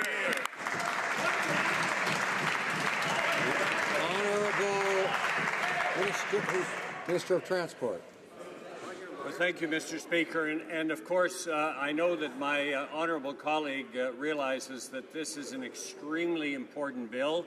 It's a bill that we very clearly announced a long time ago. It was one of the electoral promises that we made. We have had the chance to talk about this bill for a while, but it is going to go into committee, as we know, and it will be amply debated in committee, not to mention that it will then go to report stage and third reading, not to mention that it will also get an airing in the Senate. So this is an extremely important bill that we promised Canadians that we were going to deliver on, and I can't tell you how many people support it. It's huge. We're going to go forward with this bill, and we hope that the government is going to be, the opposition will be constructive about it. Questions and comments? The honourable member for Chilliwack Hope. Well, thank you, Mr. Speaker. And yes, it is an important bill, which is why we would have liked to have had more than 2 speakers speak on it from the official opposition before they invoke cloture.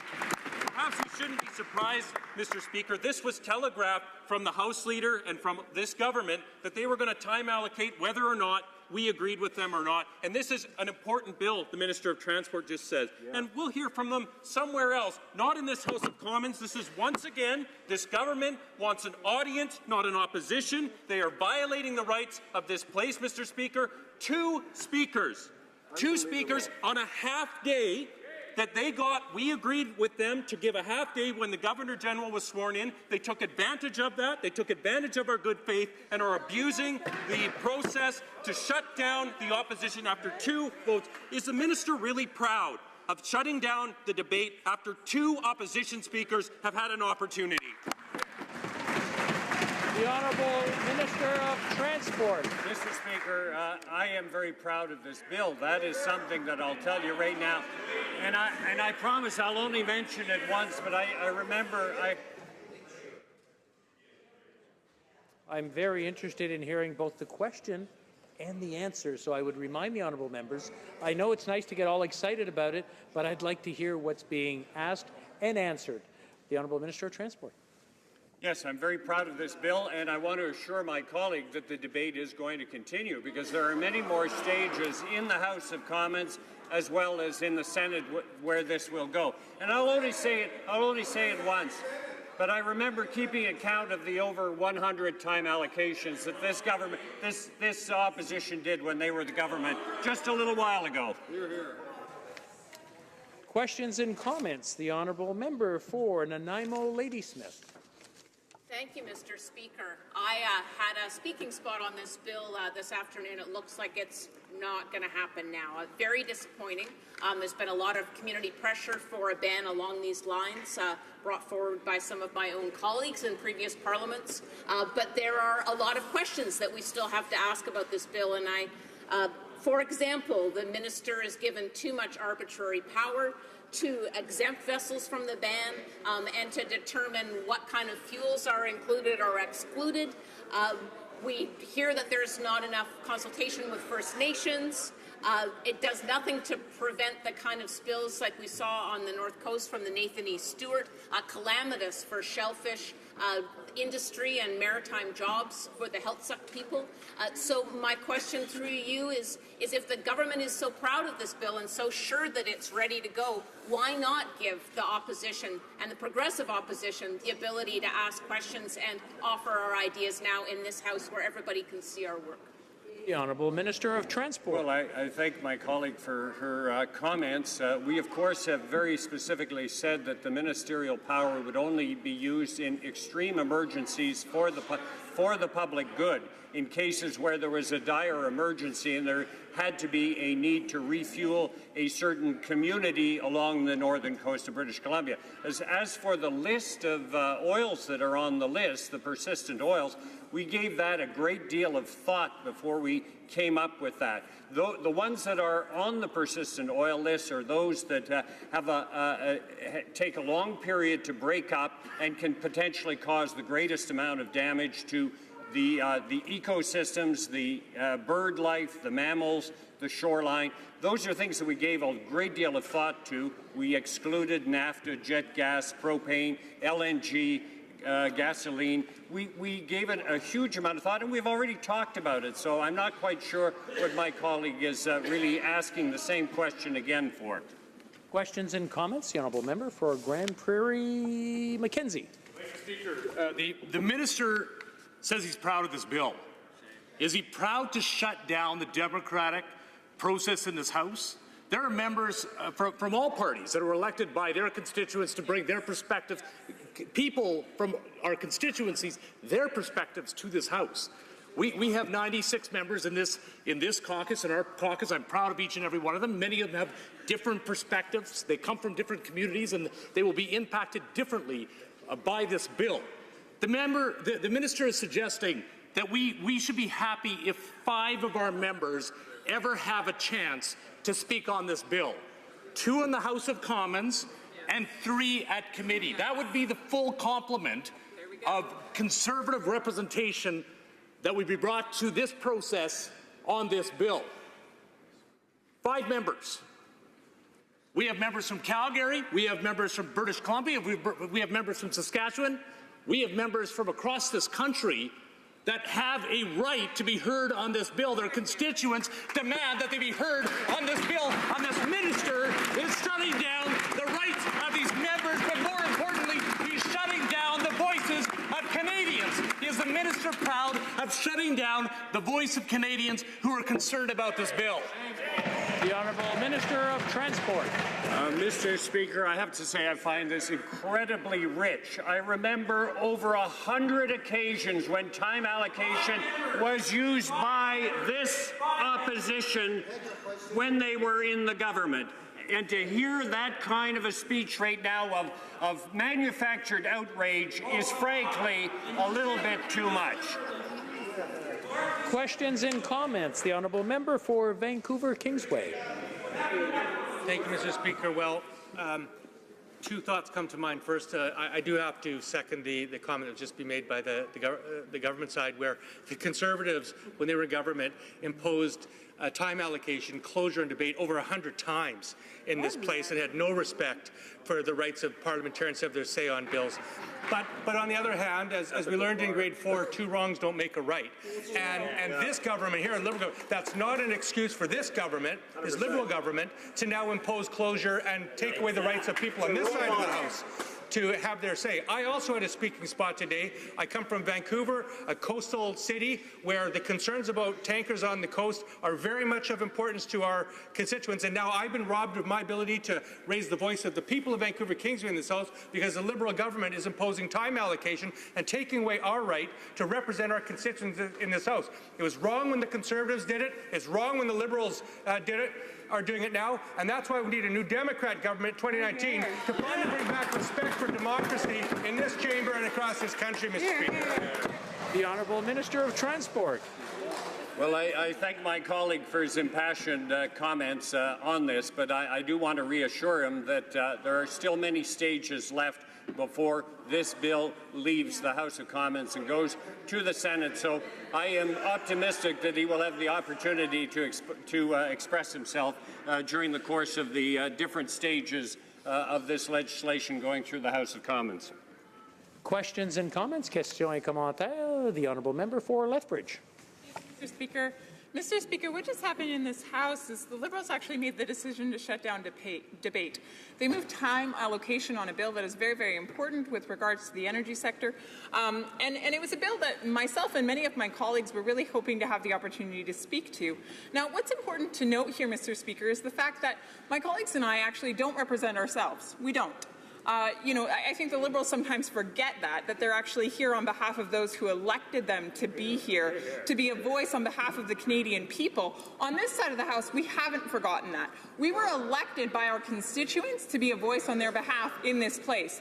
This place is called the House of Commons because it's supposed to be common people representing common people. Mr. Speaker, the only way that can happen is if debate actually takes place in this House. Now, what my colleagues across the aisle have just done right now by moving time allocation actually robs us and Canadians from coast to coast of a voice in this place where they deserve to have a voice. Why? Because Canada upholds a democracy, which means we were voted, we were elected to be in this place representing them. On behalf of the people of Lethbridge, I am meant to be in this place having a voice for them. The Liberals just take away that voice from those in Lethbridge. Now, here's my question for the Honourable Minister. My question is this: are the Liberals really, are you actually that anti-democratic that you would shut down debate and silence the voice of constituents from coast to coast? That anti-democratic? Before the Minister answers, I just want to remind the honourable members to place their questions through the chair and their answers through the chair so that we don't get into, I know it never gets rowdy very badly in here, so that we're not screaming at each other and going through the chair. So it keeps the tone down and keeps it respectful. The Honourable Minister. Well, thank you, Mr. Speaker. A good reminder. We definitely heard a lot of voices from Canadians back in 2015 who very strongly supported the concept of a permanent moratorium on West Coast tanker traffic. And that is, of course, the substance of this bill. We feel that there is going to be a reasonable amount of time for members of the opposition to express themselves on this bill. This is going to go to committee. It will come back for report stage and third reading. There will be other opportunities for both parties to express themselves on whether they agree with it or not, as well as the very important work that goes on in committee. And may I say, on a very positive note, that yesterday there was great cooperation between all the parties in doing the clause by clause on another important transport bill, Bill C-49. Questions and comments? Questions et commentaires. The Honourable Member for Burnaby South. Thank you, Mr. Speaker. I feel pretty lucky today because the other day when the Minister was making his speech, I was in the House and I happened to be able to ask him a question. And it looks like I'm going to be one of the only ones that's going to be able to ask a question of this government because they're shutting down debate. Now, the problem with that is that I asked the Minister a question and he deliberately evaded it. And, Mr. Speaker, I represent a West Coast constituency that, of course, has the Kinder Morgan pipeline running through it, or the proposed pipeline set to run through it. We're talking about West Coast protection. And what the Minister wouldn't answer was whether or not he agreed with his colleague that the Army should be used to ram this pipeline through British Columbia. So I'm giving the Minister a second chance now to answer that question. Is he going to use the Defence Forces to ram the Kinder Morgan pipeline through communities, through First Nations reserves, against the will of British Columbians? Thank you, Mr. Speaker. The Honourable Minister of Transport. Well, Mr. Speaker, I'd be delighted to answer any question on the moratorium, but this has absolutely nothing to do with the moratorium. I mean, this is not a free-for-all for people to ask any questions about any subjects. If there is a question on the moratorium, I promise I will give my opinion on that. Questions and comments. The honourable member for Okanagan-Shuswap. Thank you, Mr. Speaker. This is just another example of this Liberal government not wanting to hear legitimate criticism. Limiting the debate on this to only a few members in this House does not give fair representation to the members from British Columbia, from Alberta, from Saskatchewan, from the rest of the country to even be heard in this House on their position on this. It does not give those members the opportunity to voice the opinions that they've heard from First Nations that will lose economic opportunity because of this. It does not give us a chance to address the regional discrimination that this Act will impose. Discriminating against one region of the country through an Act. I challenge the Minister, has he checked the constitutional legality of this Act? Honourable Minister of Transport.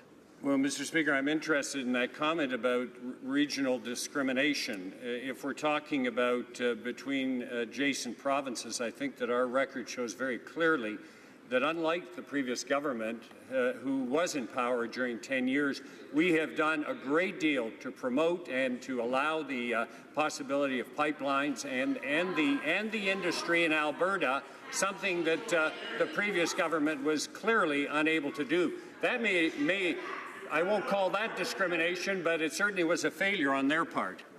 Questions and comments? The honourable member for Edmonton Strathcona. Thank you, Mr. Speaker. Mr. Speaker, I'm seriously troubled here. I am in a caucus where I feel very privileged that I have many fellow caucus members who represent ridings bordering on the very ocean that we're talking about here. Every one of them is very sincere in standing up and sharing the views of their constituents. I've stood aside as the environment critic in order to give them an opportunity of a voice. What I'm deeply troubled by is, Mr. Speaker, the Honourable Minister is saying there'll be lots more opportunity. Well, let's look at the reality. On that committee where the bill we refer to is, we have one representative. We have one representative on that committee who may be able to ask a few questions of witnesses, may have the opportunity to propose a few amendments. I'm deeply troubled that the record, Mr. Speaker, of this party is they have been rejecting every amendment that has been put forward in this place. Sometimes they're open to their fellow members in the Senate, but they are never accepting of amendments here. Mr. Speaker, through you, will the minister undertake that he will not invoke closure on the next reading of this bill in this place? The Honourable Minister of Transport.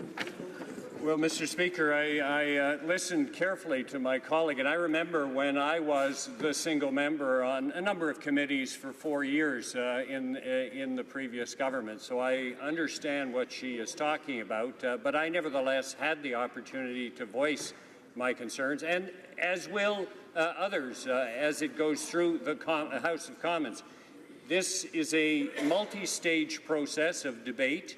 The debate will continue in the committee, and it will continue at third stage, and it will then go on to the Senate. So there will be an ample opportunity for this to be aired. And as for consultation, we did a huge amount of consultation during a year and a half before we put this bill together. So I am confident that we represent the vast majority of Canadians in support of this moratorium. Questions and comments. The honourable member for Sherwood Park, Fort Saskatchewan. Well, thank you, Mr. Speaker. It's interesting to hear the minister say, on the one hand, it's a platform commitment, so we barely need any debate, when most of the time he says it's a platform commitment, so we're not going to do it. Now, what we have here, though, not only is an assault on democracy, but is an assault on economic development. And it's very clear this government prefers, in every case, foreign oil to Canadian oil. We're going to have tankers traveling up and down the BC coast that are bringing foreign oil from one place to another, and yet we don't have the opportunity to export Canadian oil and get that to markets. It's the same principle whereby the government is putting all sorts of restrictions that limit energy infrastructure from going east, while they are continuing to not apply those restrictions to the exports of foreign oil. So why are we seeing this assault on democracy and economic development at the same time? And most particularly, I'd like to know from the Transport Minister, why the preference in every case for foreign oil over Canadian oil? The Honourable Minister of Transport. Well, frankly, I'm not sure I understand the question there, because it's very clear that under our government, we approved 3 pipelines with conditions. We want to see Canadian oil go to foreign markets. We definitely are doing everything we can to make that happen. So I'm not sure what point that the honourable member is making. But as our Prime Minister and as we all have said many times, we are achieving the proper balance between economic development and the environment. And we are making a very strong statement here, and it's part of the Greater Oceans Protection Plan, that we want to ensure that the coastal area, those 400 kilometres north of Vancouver Island, will remain pristine, an area where for millennia coastal nations have lived, have worked, and have brought up their families. And we have made a solemn commitment to do this. We're going to do it. But at the same time, to say that we are not in favour of economic development is to not understand this government. Questions and comments. The Honourable Member for Barrie, Springwater, Oro-Medonte. Thank you, Mr. Speaker. Mr. Speaker, today we're speaking about this time allocation on the bill, and I find it interesting when I see time allocation, especially with only 2 speakers and brought forward under circumstances that one would question, because the throne speech that this government brought forward when they were elected says the following. It says, "Welcome to the 197 members who are newly elected. Your enthusiasm and fresh ideas will serve your country well. I call on parliamentarians to work together with a renewed spirit of innovation, openness, and collaboration." It goes on to say how. By being smart and caring on a scale as never seen before. The times we live in demand nothing less, and Canada succeeds in a large part because of diverse perspectives, different opinions are celebrated, not silenced, and Parliament should be no exception. In this Parliament, all members will be honoured, respected, and heard wherever they sit, for here in these chambers, the voices of all Canadians matter. Mr. Speaker, I look at what's happening here today. I'm trying to rationalize what was said in the throne speech versus the actions that we see by this government day after day, and I can't rationalize it. So I'd like the Minister of Transport to stand in the Commons today and tell the Canadian people why he has turned his back not only on them, but his own government's throne speech.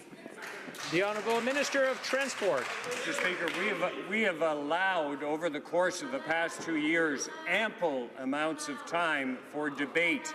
And as we know, we are going through Bill C-48 on the moratorium. It will go to committee. When it goes into committee, it will have the opportunity to be debated. Witnesses will be heard on both sides, I'm sure, and after that it will go to 3rd reading and to report stage, and after that it will go to the Senate. We're following the proper process to turn this into law, and we feel that adequate amount of time has been allocated for Bill C-48. Questions and comments? Questions et commentaires. L'honorable député de Avignon. The Honourable Member for Avignon, le Métis Matin Matapédia. Thank you, Mr. Speaker. I'd like to recognize the work of the Minister of Transport and his team and all of the officials who worked hard to put forward this bill. The Minister spoke about this earlier. He held many consultations over the last weeks and months, and I'd like him to tell the House the results, or rather what came out of those consultations, and why certain aspects were kept in the bill from those consultations. So my question is, what were the aspects of the consultation or the ideas from the consultations that ended up in the bill as it was developed? The Honourable Minister of Transport. Thank you for the question. Well, it was clear to us that we had to lay out the modalities of this bill.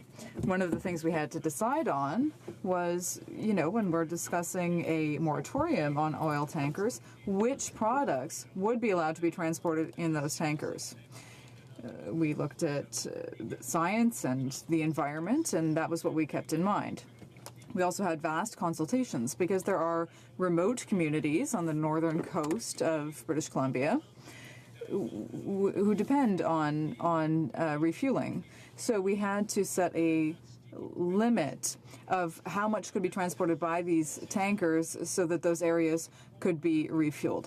Thirdly, we led many consultations with First Nations. I mentioned Makwalam, the Metlakatla, the Haisla, the Heiltsuk, the Haida. So we spoke with many First Nations who live in that part of the country and who all had things to say about this. So we did a huge amount of consultation before making any decisions about the final form of this bill. And I hope that it will be passed as written. We will see what happens as it moves through the process. In comments, the honourable member for Vancouver Kingsway. I just want to remind the honourable members we have about 5 minutes left, so if you can be as brief as possible and concise, that would be very appreciated. The honourable member. Speaker, 5 minutes was about the length of the last response from the government side. Mr. Speaker, we on the West Coast know how important the coastal waters are to our province. It's an important resource. It's a basis for our fishery, for our forestry, for our ecotourism. It's of enormous impact to species all across the coast. And the consequences of a spill, an oil spill on the West Coast, could be disastrous. We know that the Exxon Valdez cost billions of dollars that the company still never really paid the full amount for, and we're still affecting fish stocks today. So one thing about this bill, and I do support the banning of supertankers in certain areas of British Columbia, but this bill does give the minister the power to exempt ships for indeterminate amounts of time if deemed in the, quote, public interest. And the New Democrats believe that that exemption is irresponsible and not necessary. Now, this is a government that deemed it in the public interest to allow supertankers to go in the Burrard Inlet through the Kinder Morgan pipeline, to have 7 times the current supertankers going through the Burrard Inlet now, risking an oil spill in Vancouver, which is, in the Liberals' eyes, that was in the public interest. So my question is, how can Canadians trust that this minister will demonstrate proper judgment in the exercise of the public interest when they've already so badly mismanaged that in determining it's in the public interest to allow oil tankers in the Burrard Inlet, contrary to the interests of the people of British Columbia? Hear, hear. Honourable Minister of Transport. Thank you, Mr. Speaker. I'm glad my colleague supports this bill, but it's the third time I'm answering the NDP question about the ministerial powers. The ministerial powers are for extreme emergency situations, and the only example that at the moment exists is that if there was an emergency in a community along the coast in a remote area that suddenly, for reasons that we do not anticipate, needed a vast quantity of a certain kind of fuel, that might be one exception. But we do not anticipate using that ministerial power. Questions and comments? The honourable member for Huron-Bruce. Mr. Speaker, I sit on the Transport Committee, and we put through C-49 last night, and it was a little unusual that on Monday we were notified the committee would sit from 3:30 to 8:30, but be that as it may, the member from Saskatoon and Wellington Halton Hills stayed, and was very collegial. And it was passed, and in my 9 years, I can't really recall any bill getting passed in one day through a committee. So the members made their points and were very collegial. And then you see this take place here today, and if people are wondering why at home, why politics are sometimes toxic, this is a great example. You know, here's an opportunity for members of Parliament to debate this issue, to let it go to committee, and probably have an opportunity to be collegial with the amendments and clause by clause. And now what he's forced is the committee is going to have to examine every amendment to the very finite end, every clause to the very finite end. So I'd like him to explain between him and the House Leader why they would want to sour the positive relationship on Transport Committee. And I think for good measure, he should apologize to the chair because she's done a great job and now he's putting her in a heck of a situation. Thank you. The Honourable Minister of Transport. Well, I'm glad that my colleague brought up the fact, as I did beforehand, that C-49 yesterday passed through clause by clause. It is certainly my hope that C-48 will go through a similar collegial process. There will be the opportunity. I totally respect the the independence of the committee, as our government has done from the very beginning, unlike the previous government. And I'm sure that when it does arrive in committee, that there will be a similar opportunity to hear witnesses, to argue for and against, and eventually go to clause by clause. And I hope to do all this in a collegial manner. Conformément à l'article 38 du Pursuant to Standing Order 38, it is my duty to inform the House of the questions to be raised tonight at the time of adjournment. Nose Hill, Foreign Affairs, the Honourable Member for Kootenay, Columbia, Royal Canadian Mounted Police, and the Honourable Member for Saanich Gulf Islands, the Environment. Il est de mon devoir d'interrompre maintenant. It is my duty to now interrupt proceedings and to put forth the motion in front of the House.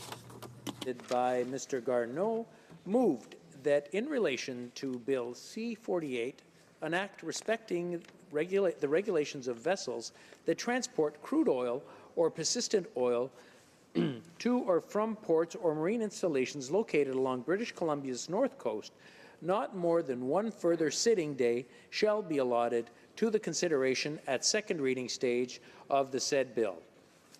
And that 15 minutes before the expiry of the provided time for government orders on the day allotment to the consideration at second reading stage of the said bill, any proceedings before the House shall be interrupted if required for the purpose of this order, and in turn, every question necessary for the disposal of the said stage of the bill shall be put forthwith and successively without further debate or amendment.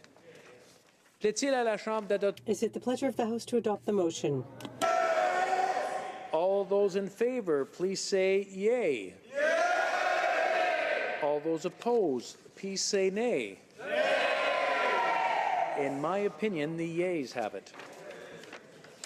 Okay. Call in the members.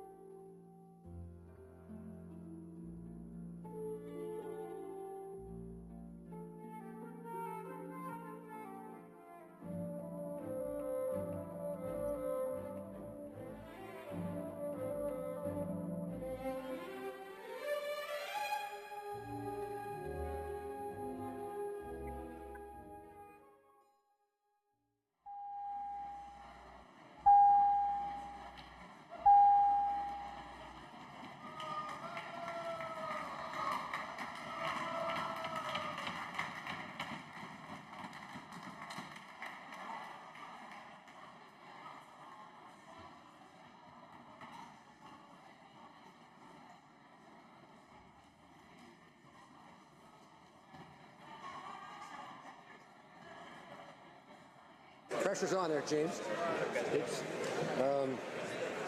Alors, order. The question is the following one.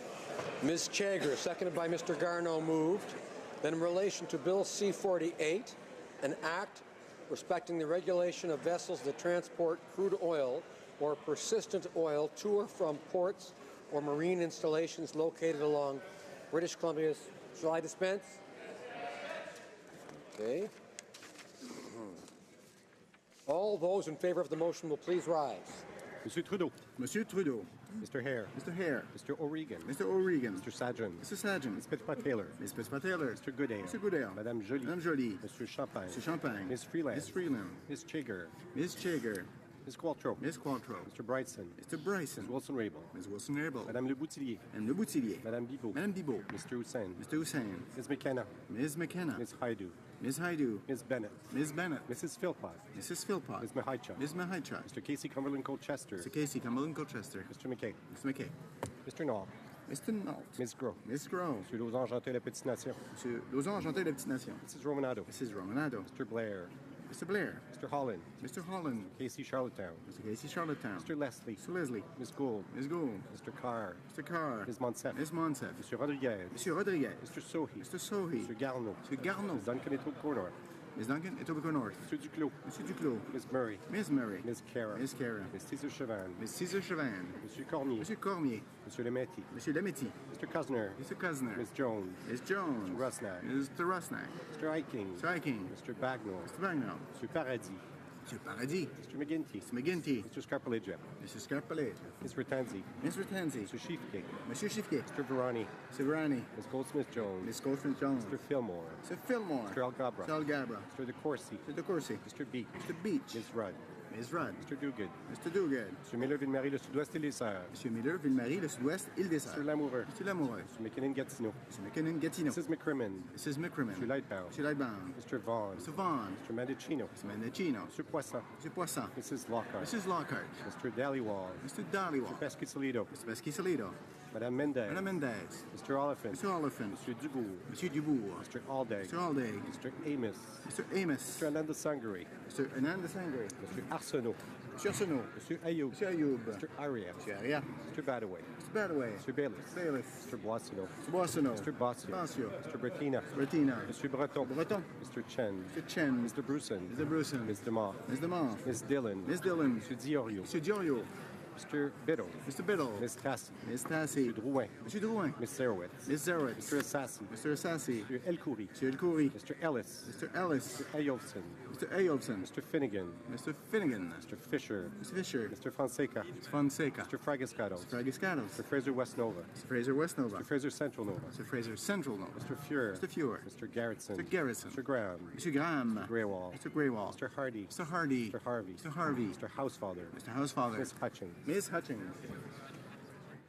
Monsieur Yacono. Monsieur Yacono. Mrs. Jordan. Mrs. Jordan. Mr. Johari. Mr. Johari. Ms. Khalid. Ms. Khalid. Madame Lapointe. Madame Lapointe. Monsieur Lefebvre. Monsieur Lefebvre. Monsieur Lemieux. Monsieur Lemieux. Mr. Levitt. Mr. Levitt. Mr. Long. Mr. Long. Mr. Longfield. Mr. Longfield. Ms. Ludwig. Ms. Ludwig. Mr. Maloney. Mr. Maloney. Mr. Massé-Avignon-la-Métis, Matane Matapédia. Monsieur Massé-Avignon-la-Métis, Matane Matapédia. Mr. May Cambridge. Mr. May Cambridge. Mr. McDonald. Mr. McDonald. Mr. McKinnon Coquitlam Port Coquitlam. Mr. McKinnon Coquitlam Port Coquitlam. Mr. Morrissey. Mr. Morrissey. Madame Nassif. Madame Nassif. Ms. O'Connell. Ms. O'Connell. Mr. Oliver. Mr. Oliver. Mr. Ouellet. Mr. Ouellet.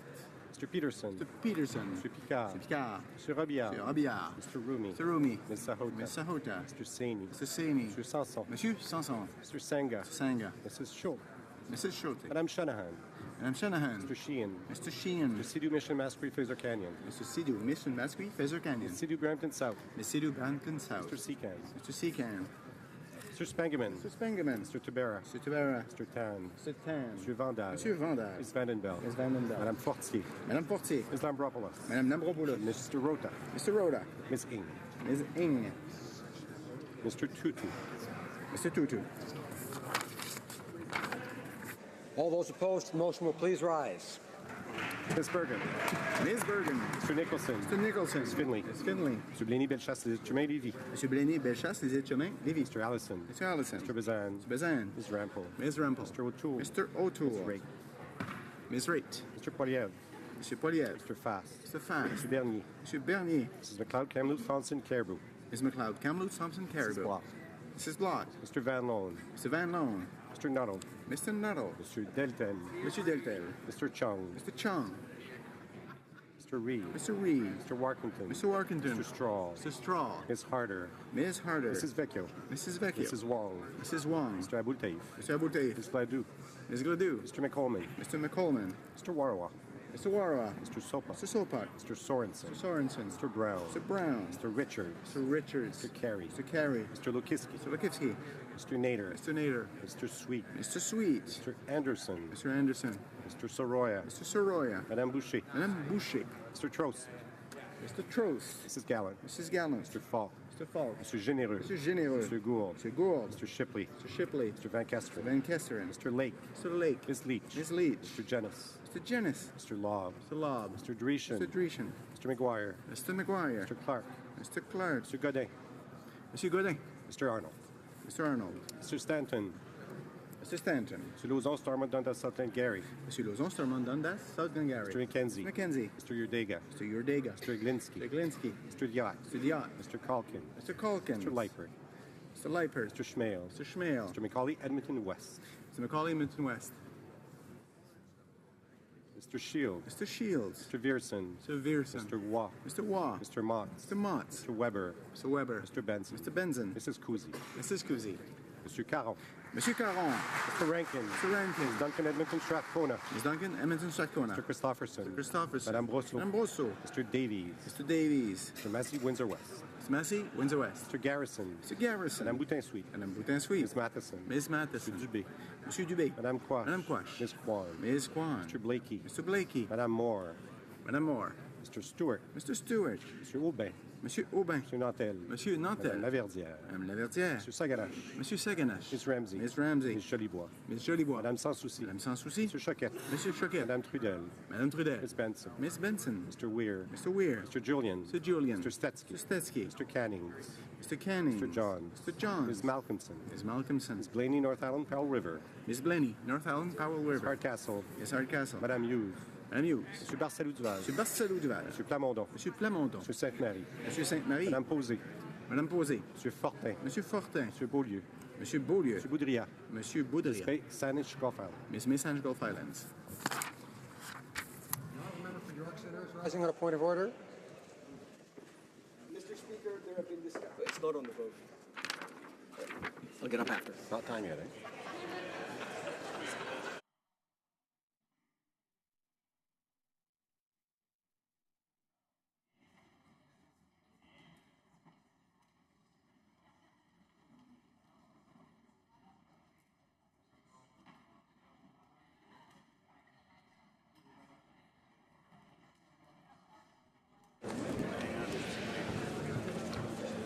Yeas pour 160, 160. Nays contre 115, 115.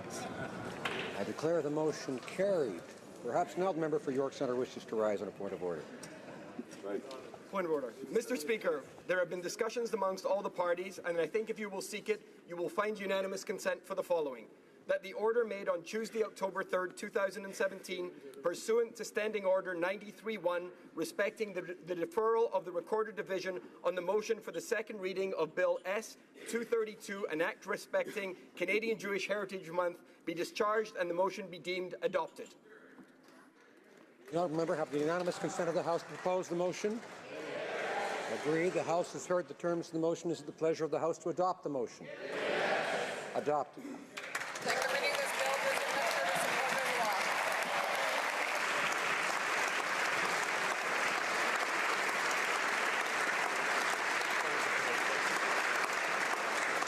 Orders of the day. Government orders, Government Bills Commons, resuming debate at second reading of Bill C-48, Oil Tanker Moratorium Act.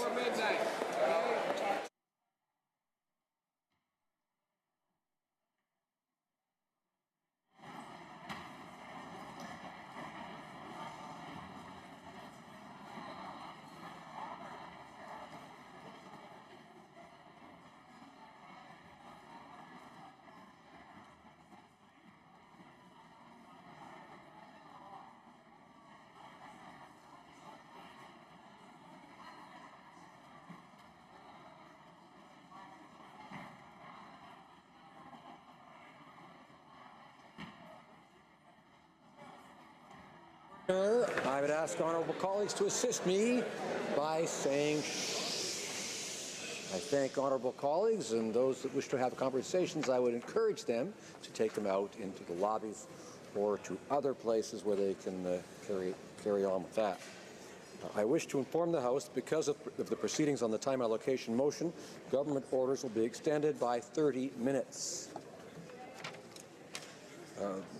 Resuming debate, there is 5 minutes remaining in questions and comments. Oh, pardon me. Okay, we'll resume debate then. The Honourable Parliamentary Secretary to the President of the Treasury Board.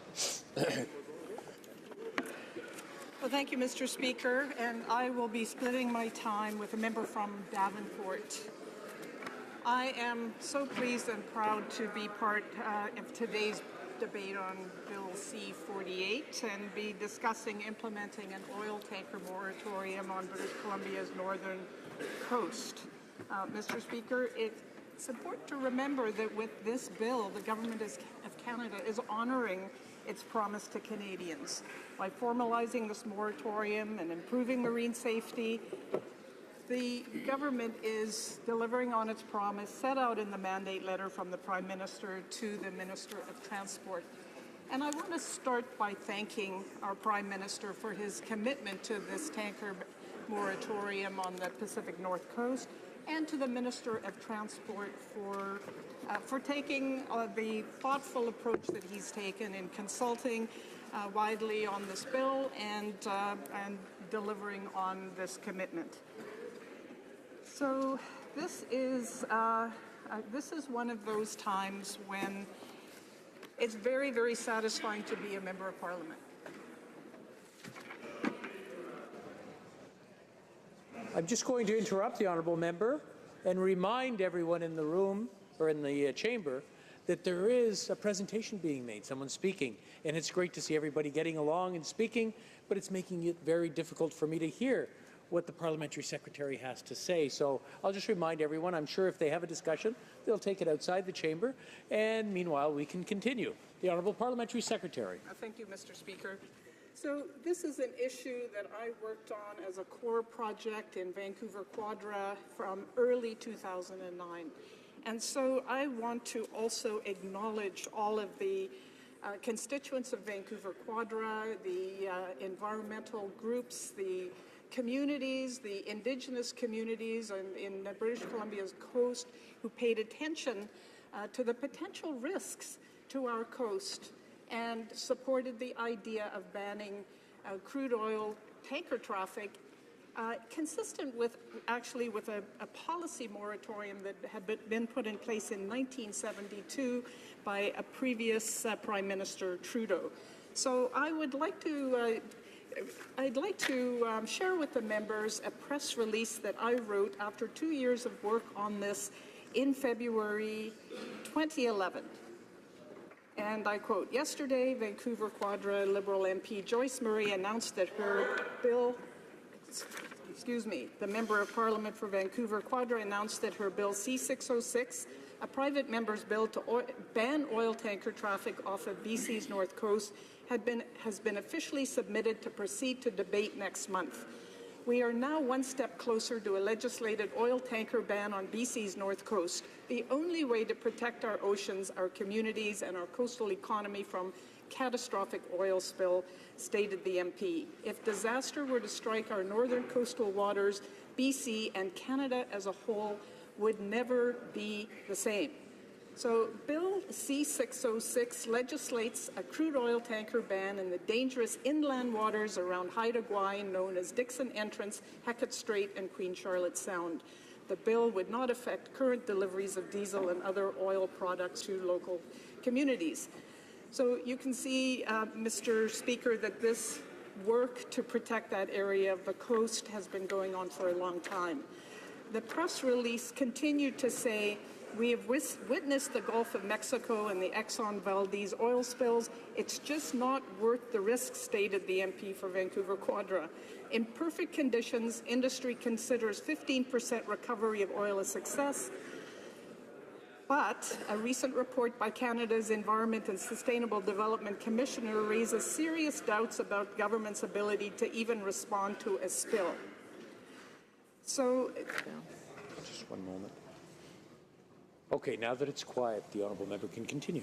Thank you. thank you, Mr. Speaker. So just, I wanted to lay out that this is an initiative that is widely supported by British Columbians in all parts of the province. And in fact, a press release that I issued in March 2011 talks about a two-day campaign being kicked off to meet with Vancouver Island residents and stakeholders about Bill C-606 to legislate a ban on crude oil tankers in BC's dangerous northern waterways, and goes on to say that I would be also consulting with the northern communities, the community of Kitimat, where a terminal for an oil pipeline that would be transported through those waters was planned, for which it was planned, and that I would be visiting First Nations community organizations, local businesses, unions, municipalities, in order to reach out to those communities. And I want to say that those early consultations made it very clear that an oil spill would hurt our communities, our environment, our businesses, and our way of life, and that this is not a risk British Columbians can afford to take. Still quoting from that press release. So I'm talking about this because I want to acknowledge and thank some of the key environmental organizations who brought this issue forward to the Liberal caucus of the day. And the four environmental organizations who were very critical to this work, doing the research, encouraging us to move forward on this, were Dogwood Initiative, Living Ocean Society, Stand.Earth, and West Coast Environmental Law. So, Mr. Speaker, this was a real priority, but why was it so important? And why is it so important for a government that is committed to protecting the environment, a particularly sensitive environment in this case, while also protecting and developing a strong economy? Well, that's because BC's coastal economy in 2010 was estimated to have 56,000 jobs that were tied to clean coastal environment.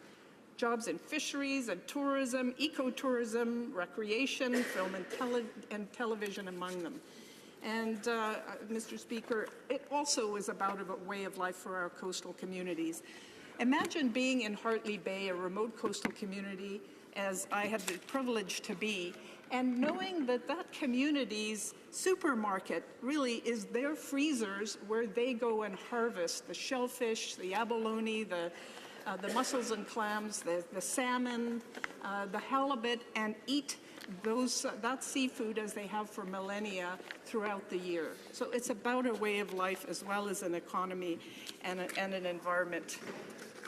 I came naturally to thinking about how we can protect our coast environment from a devastating oil spill, and that's because I was a tree planter and reforestation contractor working on the North Coast in my late teens and early 20s, and I came to know it well. I also had the chance to travel up and down the coast as Minister of Environment. So imagine being at the Kutsumateen Grizzly Bear Sanctuary, this amazing rich estuary, with watching the grizzly bears feed with their families, as I had a chance to do, and imagine that being fouled with a crude oil spill, as happened in Alaska's estuaries with the Exxon Valdez oil spill. You could never go back, and so I was committed, and so many British Columbians were committed to ensuring that these dangerous waters would not be the location of a devastating oil spill, because we are reminded by Deepwater Horizon and Exxon Valdez and some of the other spills off our coast that human error and equipment failure are something that one can never guarantee won't happen. So, Mr. Speaker, BC's North Coast is home to the Great Bear Rainforest and some of the world's most diverse ecosystems, including 27 species of marine mammals and 120 species of marine birds and 2,500 individual salmon runs. And one of the big concerns after the Exxon Valdez's example was the jobs that would be lost as well as the impact on the environment. Mr. Speaker, I met with a woman who came to one of my meetings wearing the gumboots that she had worn when she went to clean up the Exxon Valdez spill up in Alaska. So I am so proud of our government and our minister for having done significant consultations throughout the province, having discussed this with groups from the coast right through the interior. I want to again thank my constituents for supporting me on this, and I'd like to thank our minister and our prime minister for delivering on this promise to British Columbia and to Canada to protect this very special part of our country. Thank you. Questions and comments. The honourable member for Chilliwack Hope. Well, thank you, Mr. Speaker. I too want to ask members to imagine a few things. Imagine being a member of one of the 31 First Nations or Métis communities of the Aboriginal Equity Partners Agreement, who stood to gain $2 billion from the Northern Gateway Pipeline. Imagine being told by this Prime Minister that there was no relationship more important than our relationship with Canada's Indigenous people. And then imagine being completely ignored and having no consultation done with you while $2 billion was torn away from you, your communities, your children, and future generations who would stand to benefit from responsible resource development. Is the member actually proud of the fact, which has been confirmed in order paper questions, that the Government of Canada was not required to undertake consultations with those Indigenous groups? So because they wanted economic development, because they wanted natural resource development, because they wanted this pipeline which would bring prosperity to their people to go ahead, they were deemed unworthy of consultation. Is she proud of that fact? The Honourable Parliamentary Secretary. Mr. Speaker, I am proud that our government does do consultation, extensive consultation on every initiative and every bill that we put forward, unlike the previous Conservative government that would cook up changes to bills like the Fisheries Act in back rooms for political purposes and lay them out in a huge omnibus bill and never ever even talk to anybody about it. So the coastal First Nations up and down British Columbia supported this moratorium. Coastal First Nations all through the area of the hundreds, over 700 rivers and creeks and streams that lead to salmon-bearing rivers were for a moratorium on the coast, and I am proud we listened to them. We consulted and we listened. Questions and comments. The honourable member for Burnaby South. Thank you, Mr. Speaker, and I listened intently to my colleague's speech, and I agree with her. This moratorium is a good idea. However, all the facts that she's reading out actually apply to the South Coast as well. So if we have a bitumen spill and the water is right off her riding, there will be devastation to all kinds of recreational and areas that are worked by local First Nations. So my question to her is, how does she square the circle? How can she and all her colleagues from British Columbia stand with the Prime Minister while he approves the Kinder Morgan pipeline, while there's 19 court cases now pending, many from First Nations saying they don't want this, from thousands and tens of thousands of British Columbians that say they do not want the Kinder Morgan pipeline, from the British Columbia government that has said they will use every tool in the toolbox to stop this pipeline? How can she square the circle? How can she say the facts in her speech about this Northern Gateway pipeline? We agree with the moratorium, but how can she then turn around with her BC colleagues and support the Kinder Morgan pipeline? Thank you, Mr. Speaker. The Honourable Parliamentary Secretary. Thank you, Mr. Speaker, and I hope that my colleague across the way will support this bill, as all of the NDP members agreed to support my Bill C-606 because of the importance of protecting coastal rainforest that is untouched A pipeline would have had to go through the Coast Mountains, days worth of wilderness that has had no roads and no human activity. This particular bill would protect an area that is remote, Mr. Speaker, that the Coast Guard probably couldn't even get to, even with the additional kinds of resources and funds that our government is putting into the Coast Guard. There is no capacity to deal with an oil spill in these remote waters, and so I am very proud that we will not be facing that horrible possibility in our Pacific North Coast, and I hope the member will support the bill.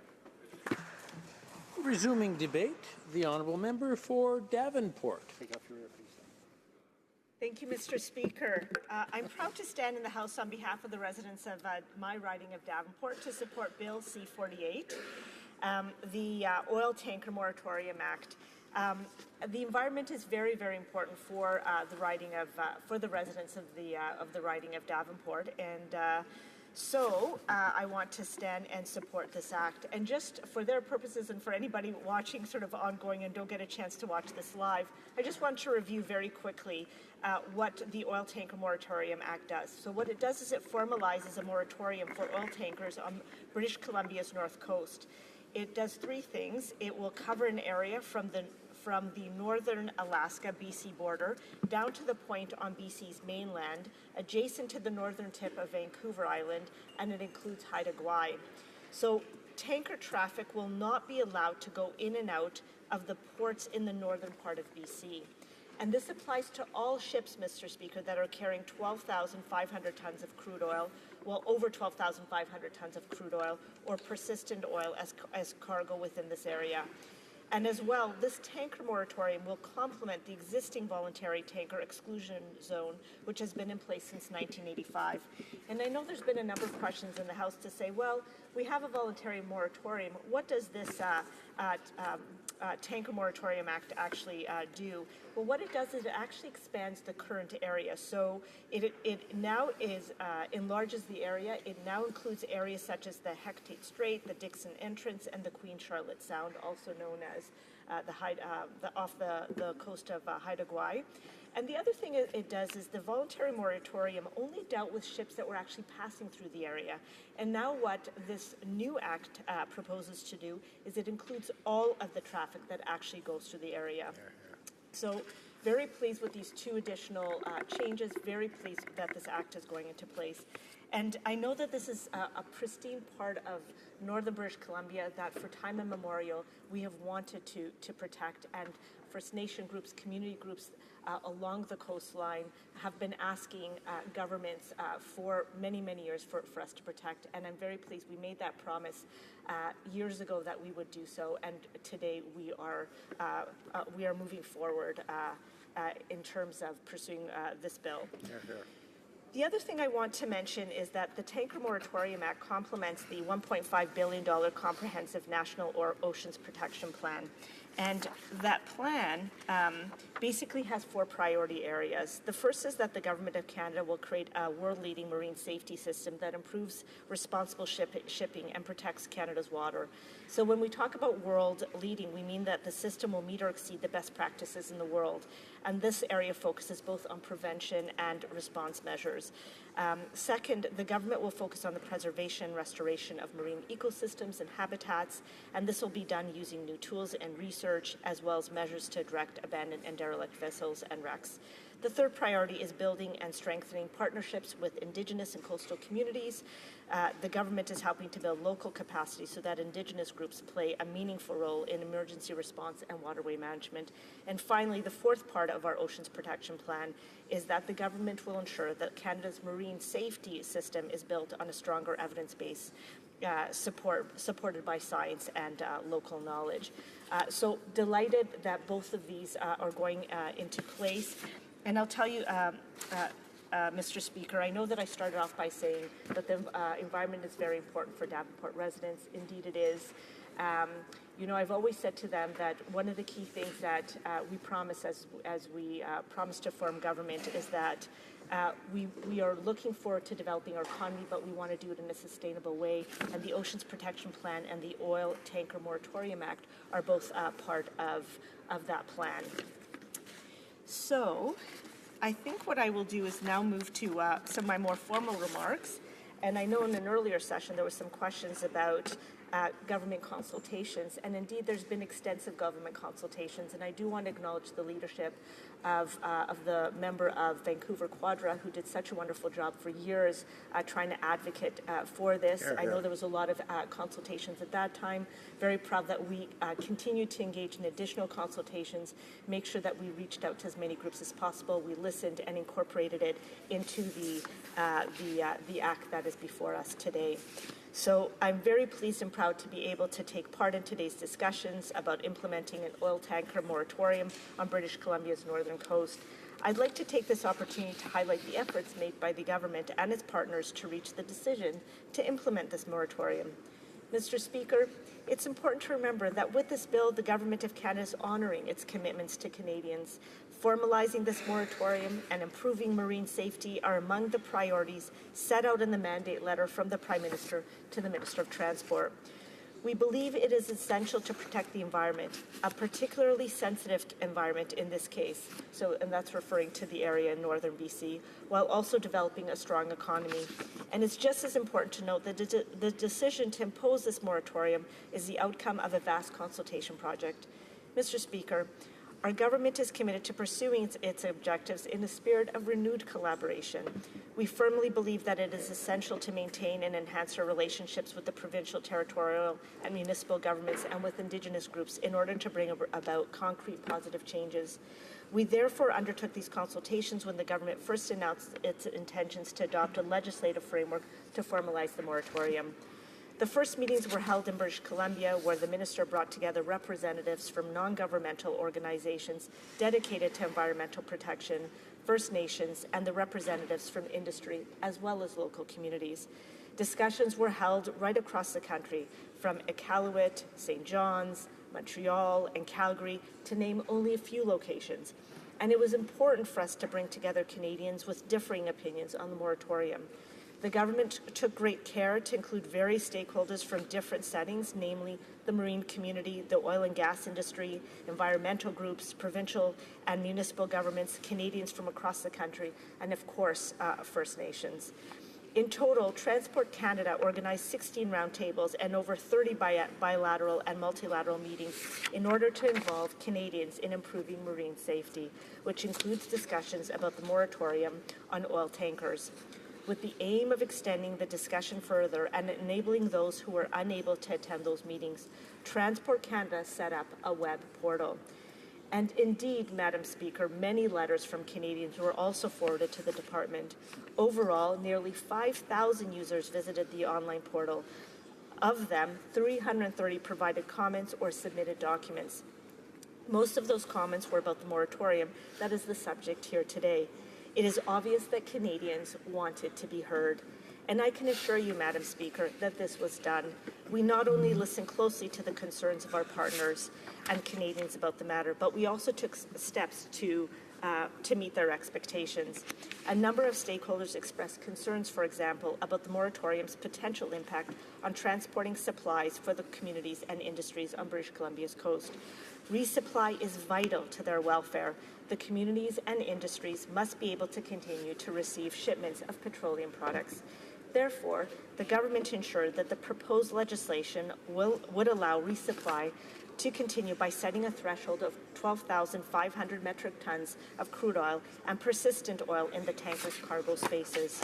The resupply of communities and industries would therefore not be affected by the proposed moratorium. Some stakeholders clearly pointed out to us that they also wanted to ensure that the moratorium is transformed into action by the Act of Parliament. That is exactly what the bill is proposing. During the Canada-wide discussions, concerns were raised about marine safety. The stakeholders found that the Canadian Coast Guard lacked resources, including salvage tugs. Stakeholders also raised concern about the time required to respond to an incident. The Oceans Protections Plan will allay their concern by giving the Coast Guard, the Canadian Coast Guard, a greater role when it comes to patrols and monitoring the marine environment. The Coast Guard is also going to have increased towing capacity. A number of stakeholders also noted that there could be more involvement from local community in emergency responses, and for that reason, the government is taking plans to better coordinate the federal emergency response plan. With greater resource capacity from coast to coast to coast, the government is ready to work with local communities and Indigenous groups. New Indigenous community response teams will also be established with training in search and rescue, environmental response, and incident command. Remember that Canada is a maritime nation that was built on a safe, secure maritime transport system. This government is dedicated to developing a long-term agenda for marine transport that demonstrates that a healthy environment and a sustainable economy go hand in hand.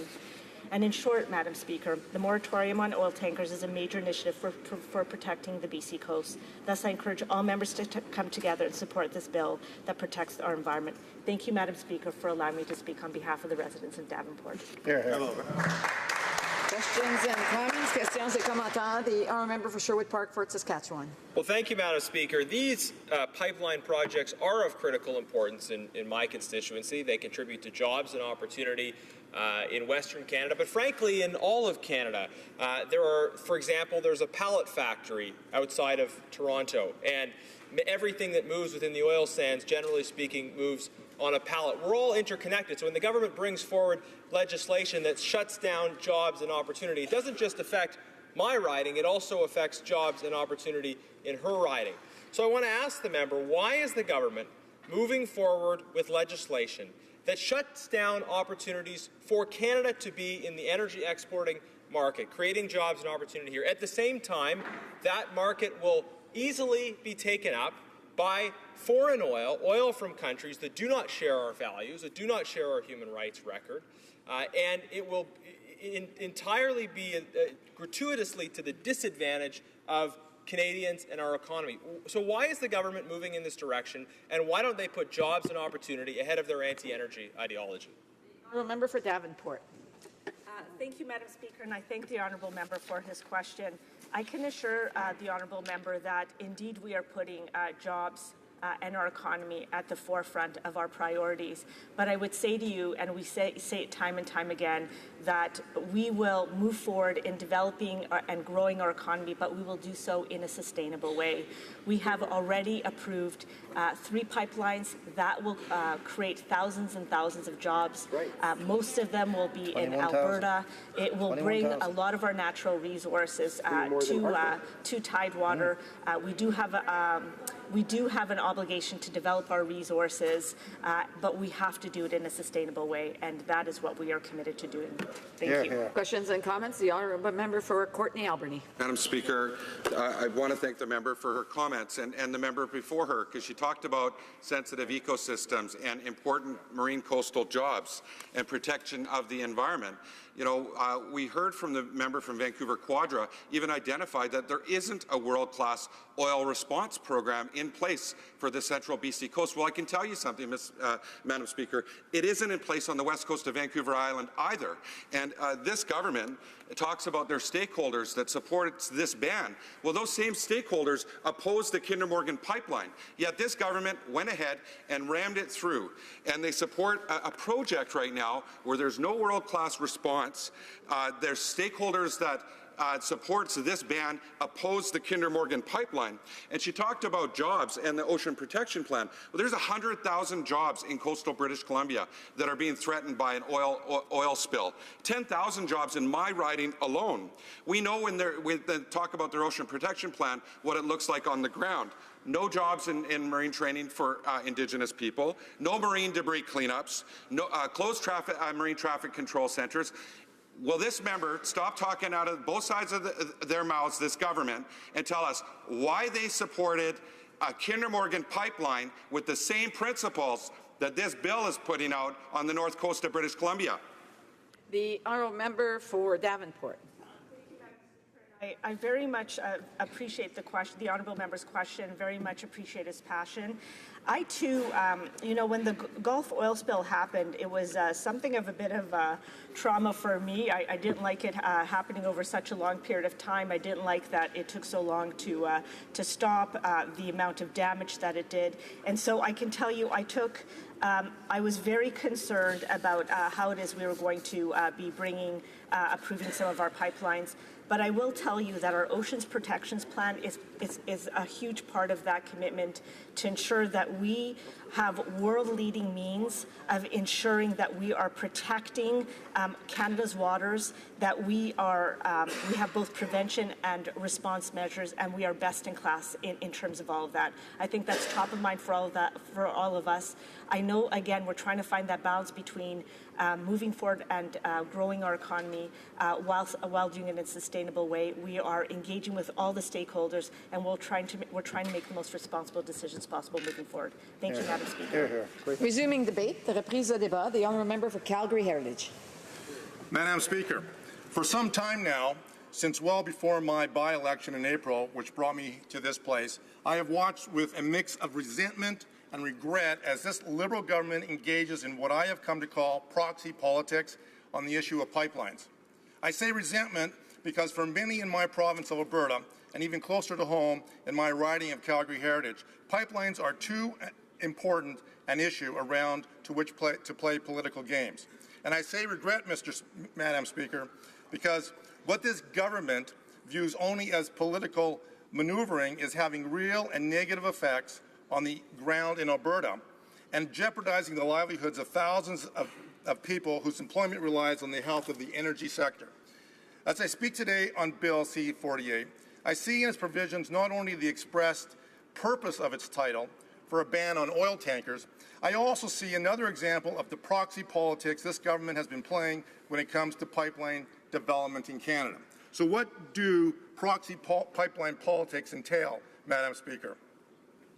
It simply refers to this government's penchant for attaining indirectly through legislation, through politicized bureaucrats, and through signaling to special interests what it cannot attain directly for reasons of political optics. This bill is another step by this government towards a goal it pursues, but which it doesn't publicly name, to phase out the oil sands. Bill C-48 prohibits oil tankers carrying crude and persistent oils as cargo from stopping, loading, and unloading at ports or marine installations in the moratorium area. On the surface, it purports to enhance environmental protection by banning oil tankers from the north coast of British Columbia. But that's just a greenwashing of the bill's true intent, to convert a vast region of Canada's west coast into a no-go zone for tankers under the pretense of environmental protection. Reading and listening to the Liberals' messaging around this bill, one might assume an environmental apocalypse was imminent in BC. That, of course, is not the case at all. In fact, our Conservative government in 2014 enhanced protections for the environment by creating a world-class tanker safety system. We modernized Canada's navigational systems. We enhanced area response planning. We expanded marine safety capacity in Aboriginal communities, and we ensured polluters would pay for spills and damages. We did these things, Madam Speaker, because in contrast to the party opposite, Conservatives understand the environment can be protected while also growing the economy. Exactly. Conservatives believe in fair and balanced policy making. Liberals, however, would have you believe there is no middle ground. They would have Canadians forget that a voluntary exclusion zone of 100 kilometers for oil tankers traveling from Alaska to Washington State has been in place since 1985. And they'd have you ignore how the Alaskan Panhandle juts deep into the moratorium zone, meaning any U.S. community sharing BC's coastline can welcome oil tankers. The Liberals say, never mind to the realities on the ground and to protections already in place, Madam Speaker. Instead, they craft policies to address hypothetical contingencies that have become even less likely in recent years. Where is the fairness and balance in such an approach, Madam Speaker? The unfairness inherent in the bill, by contrast, is clear. This bill is unfair to coastal communities in northern British Columbia in that it excludes them from even the possibility for oil pipeline projects as a means of economic development and local job creation. This bill is unfair to those Aboriginal communities in BC that support and seek out responsible pipeline development to the West Coast as a means of economic independence for their communities. And there are far more of those communities than the Liberals care to admit, Madam Speaker. In fact, according to the Chief of the Assembly of First Nations, 500 of the 630 First Nations across Canada are open to pipeline and petroleum development on their lands. It is also unfair to the energy companies who take all the risks and make all the investments to do all the work we require of them to meet our world-class safety regulations, only to discover at the end of the process it all means nothing when a political, unbalanced, unfair outcome results. This bill is not balanced, Madam Speaker. It favors environmental interests and their activists while marginalizing economic stakeholders. But Liberals do this not only in the interests of the environment, they do this because they are opposed to pipelines, and legislation such as Bill C-48 helps them achieve their ends. In November last year, the federal government directed the National Energy Board to dismiss the Northern Gateway Pipeline project. It cited concerns about oil tankers transporting some of the 500,000 barrels per day of Alberta petroleum products that would have found new international markets via Tidewater at Kitimat.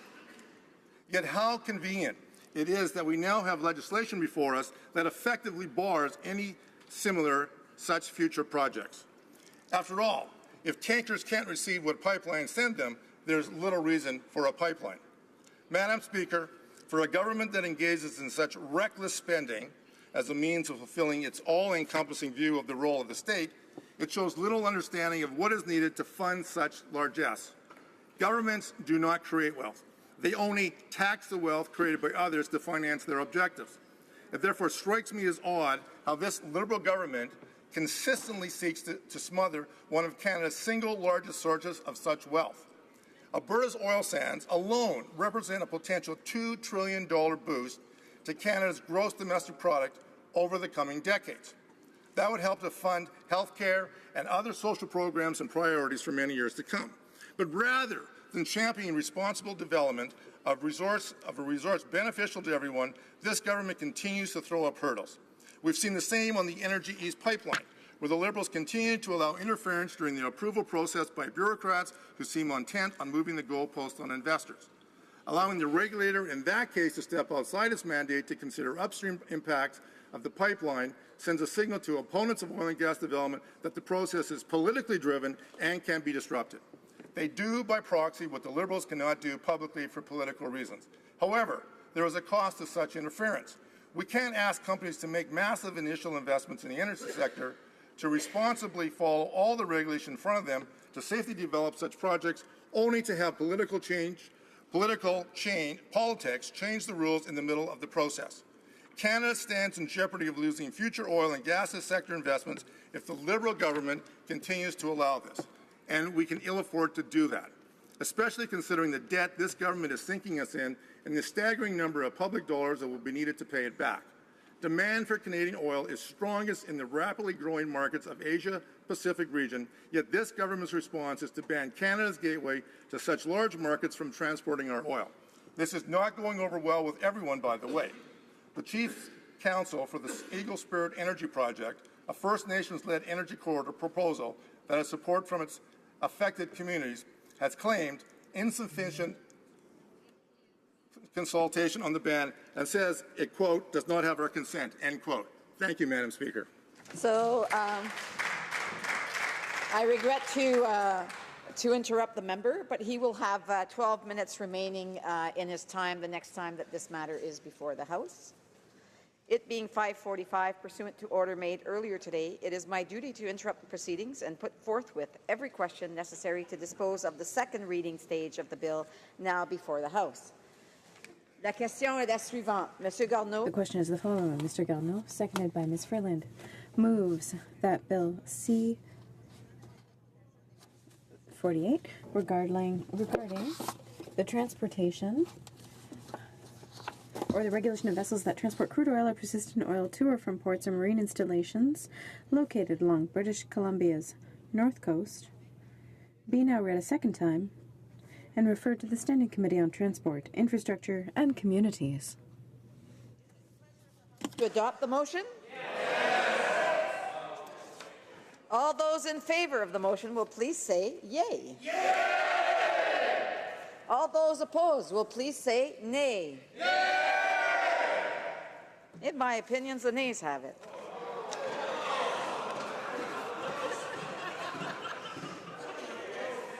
Convoquer les députés. Call in the members.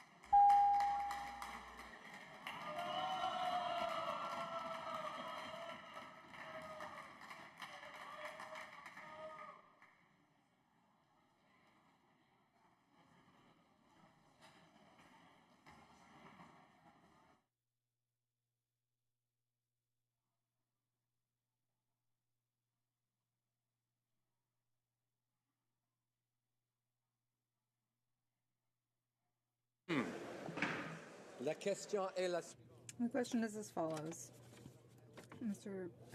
Bernier, seconded by Ms. Freeland, moves that Bill C-348, an act concerning the regulation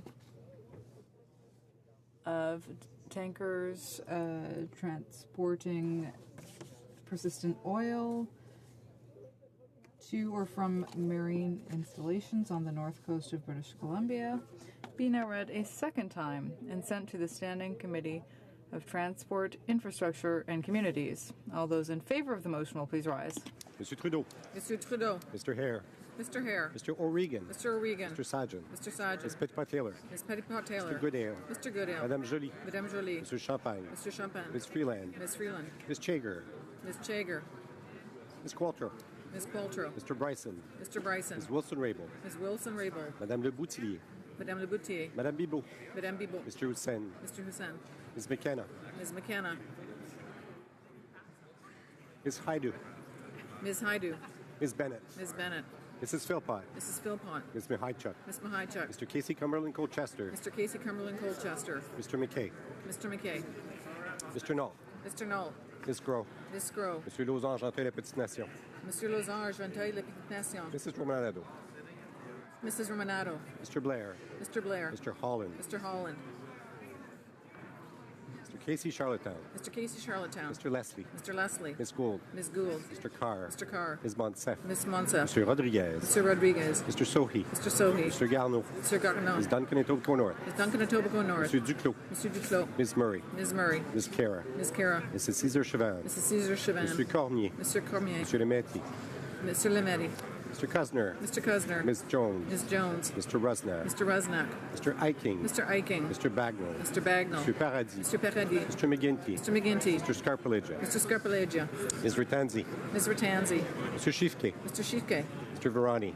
Mr. Verani. Ms. Goldsmith-Jones. Ms. Goldsmith-Jones. Mr. Fillmore. Mr. Fillmore. Mr. Algabra. Mr. Algabra. Mr. DeCourcy. Mr. DeCourcy. Mr. Beach. Mr. Beach. Ms. Rudd. Ms. Rudd. Mr. Duguid. Mr. Duguid. Mr. Miller, Ville-Marie, le Sud-Ouest et les Sœurs. Mr. Miller, Ville-Marie, le Sud-Ouest, Île-des-Sœurs. Mr. Lamoureux. Mr. Lamoureux. Mr. McKinnon-Gatineau. Mr.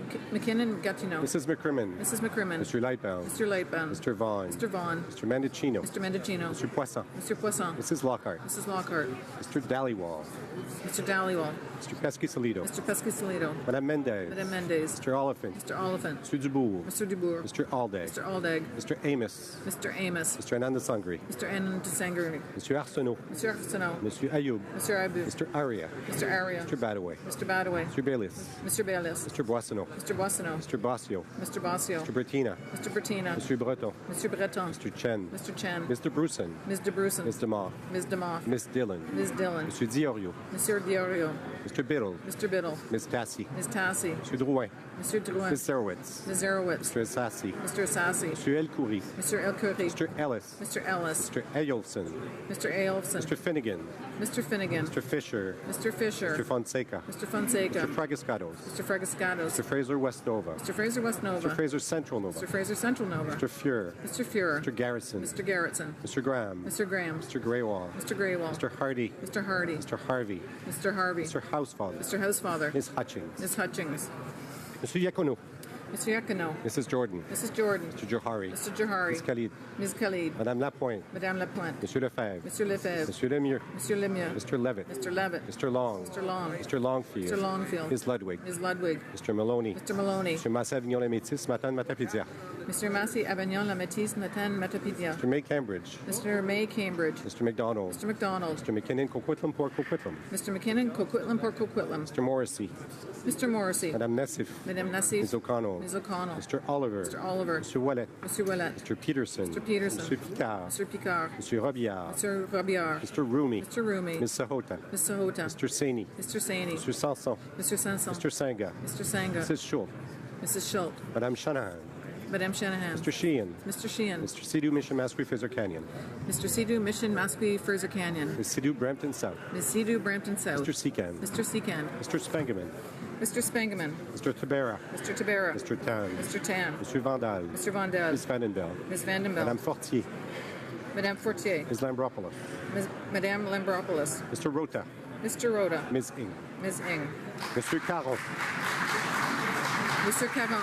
Mr. Rankin. Mr. Rankin. Ms. Duncan Edmonton Strathcona. Ms. Duncan Edmonton Strathcona. Mr. Christopherson. Mr. Christopherson. Madame Brosseau. Madame Brosseau. Mr. Davies. Mr. Davies. Mr. Cullen. Mr. Cullen. Mr. Massey Windsor West. Mr. Massey Windsor West. Mr. Garrison. Mr. Garrison. Madame Boutin-Sweet. Madame Boutin-Sweet. Ms. Matheson. Ms. Matheson. Mr. Dubé. Mr. Dubé. Madame Quash. Madame Quash. Ms. Kwan. Ms. Kwan. Mr. Blakey. Mr. Blakey. Madame Moore. Madame Moore. Mr. Stewart. Mr. Stewart. Monsieur Aubin. Monsieur Aubin. Monsieur Nantel. Monsieur Nantel. Madame Laverdière. Madame Laverdière. Monsieur Saganache. Monsieur Saganache. Ms. Ramsey. Ms. Ramsey. Ms. Jolibois.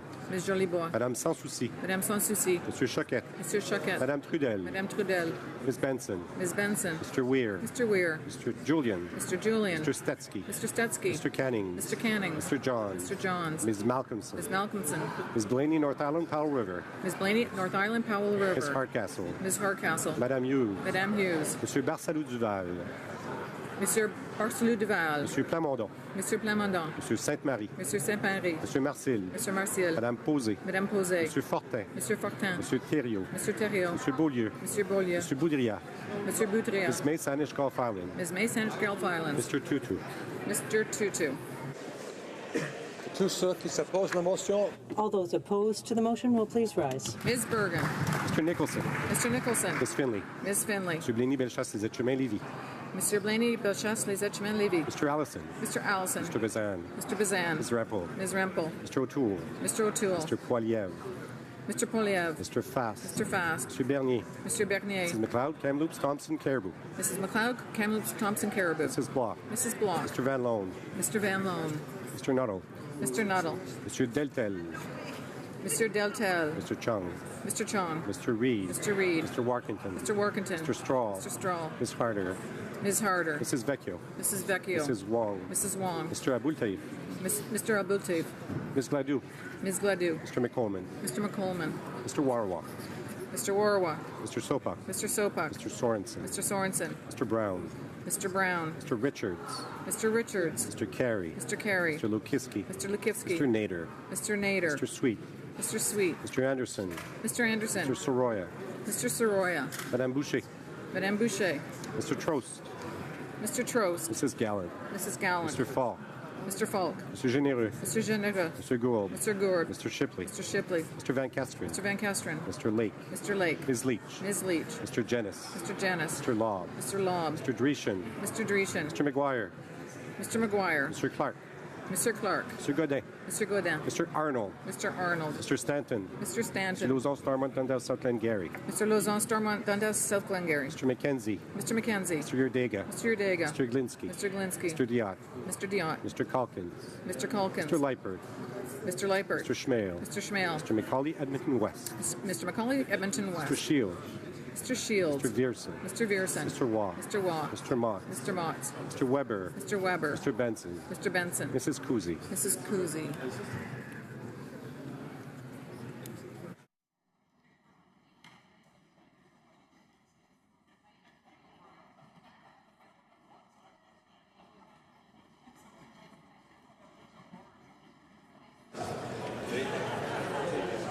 Yeas pour 206, 206, nays contre 71, 71.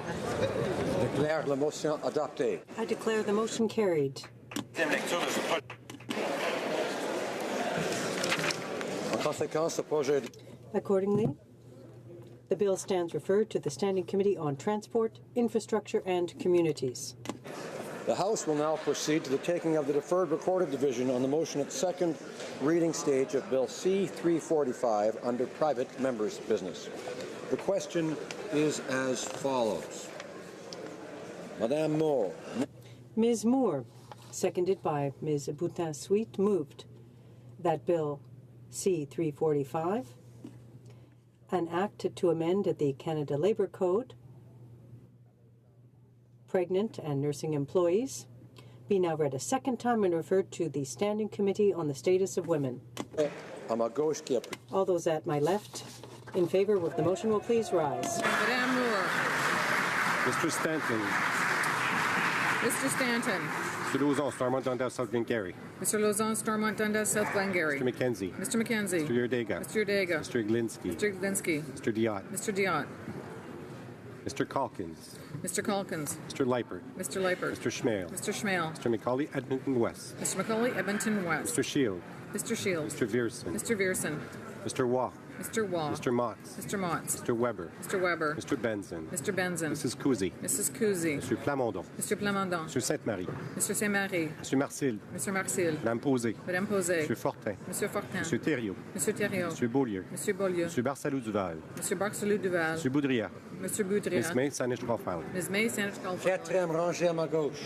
Fourth row at my left. Trost. Mrs. Gallant. Mrs. Gallant. Mr. Falk. Mr. Falk. Mr. Généreux. Mr. Généreux. Mr. Gould. Mr. Gourd. Mr. Shipley. Mr. Shipley. Mr. Van Kesteren. Mr. Van Kesteren. Mr. Lake. Mr. Lake. Ms. Leach. Ms. Leach. Mr. Jennis. Mr. Jennis. Mr. Lobb.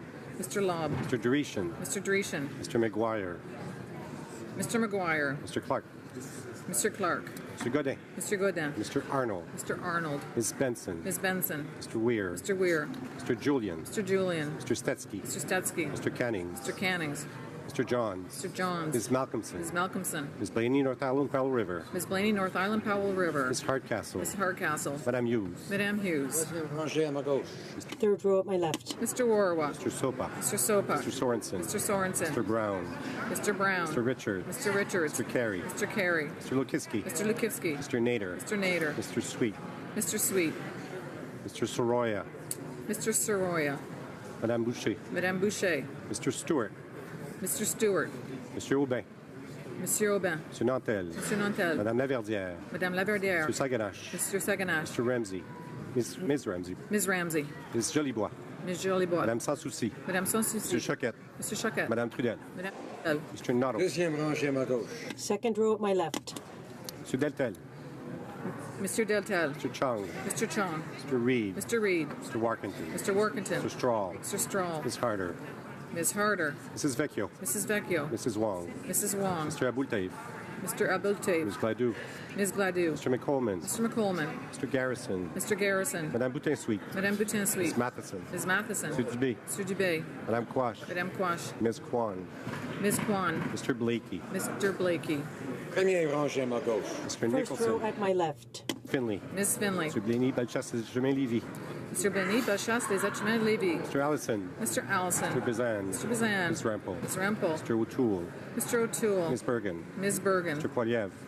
Mr. Poliev. Mr. Fass. Mr. Fass. Mr. Bernier. Mr. Bernier. Mrs. McLeod, Kamloops, Thompson, Caribou. Mrs. McLeod, Kamloops, Thompson, Caribou. Mrs. Block. Mrs. Block. Mr. Van Loan. Mr. Van Loan. Mr. Caron. Mr. Caron. Mr. Rankin. Mr. Rankin. Ms. Duncan Edmonton, Strathcona. Ms. Duncan Edmonton Strathcona. Mr. Christopherson. Mr. Christopherson. Madame Brosseau. Madame Brosseau. Mr. Davies. Mr. Davies. Mr. Cullen. Mr. Cullen. Mr. Massey, Windsor West. Mr. Massey, Windsor West. All those at my right in favor of the motion will please rise. Fifth row. Fourth row at my right. Mr. Garrettson. Mr. Garrettson. Third row at my right. Second row at my right. Mr. Paradis. First row at my right. Order.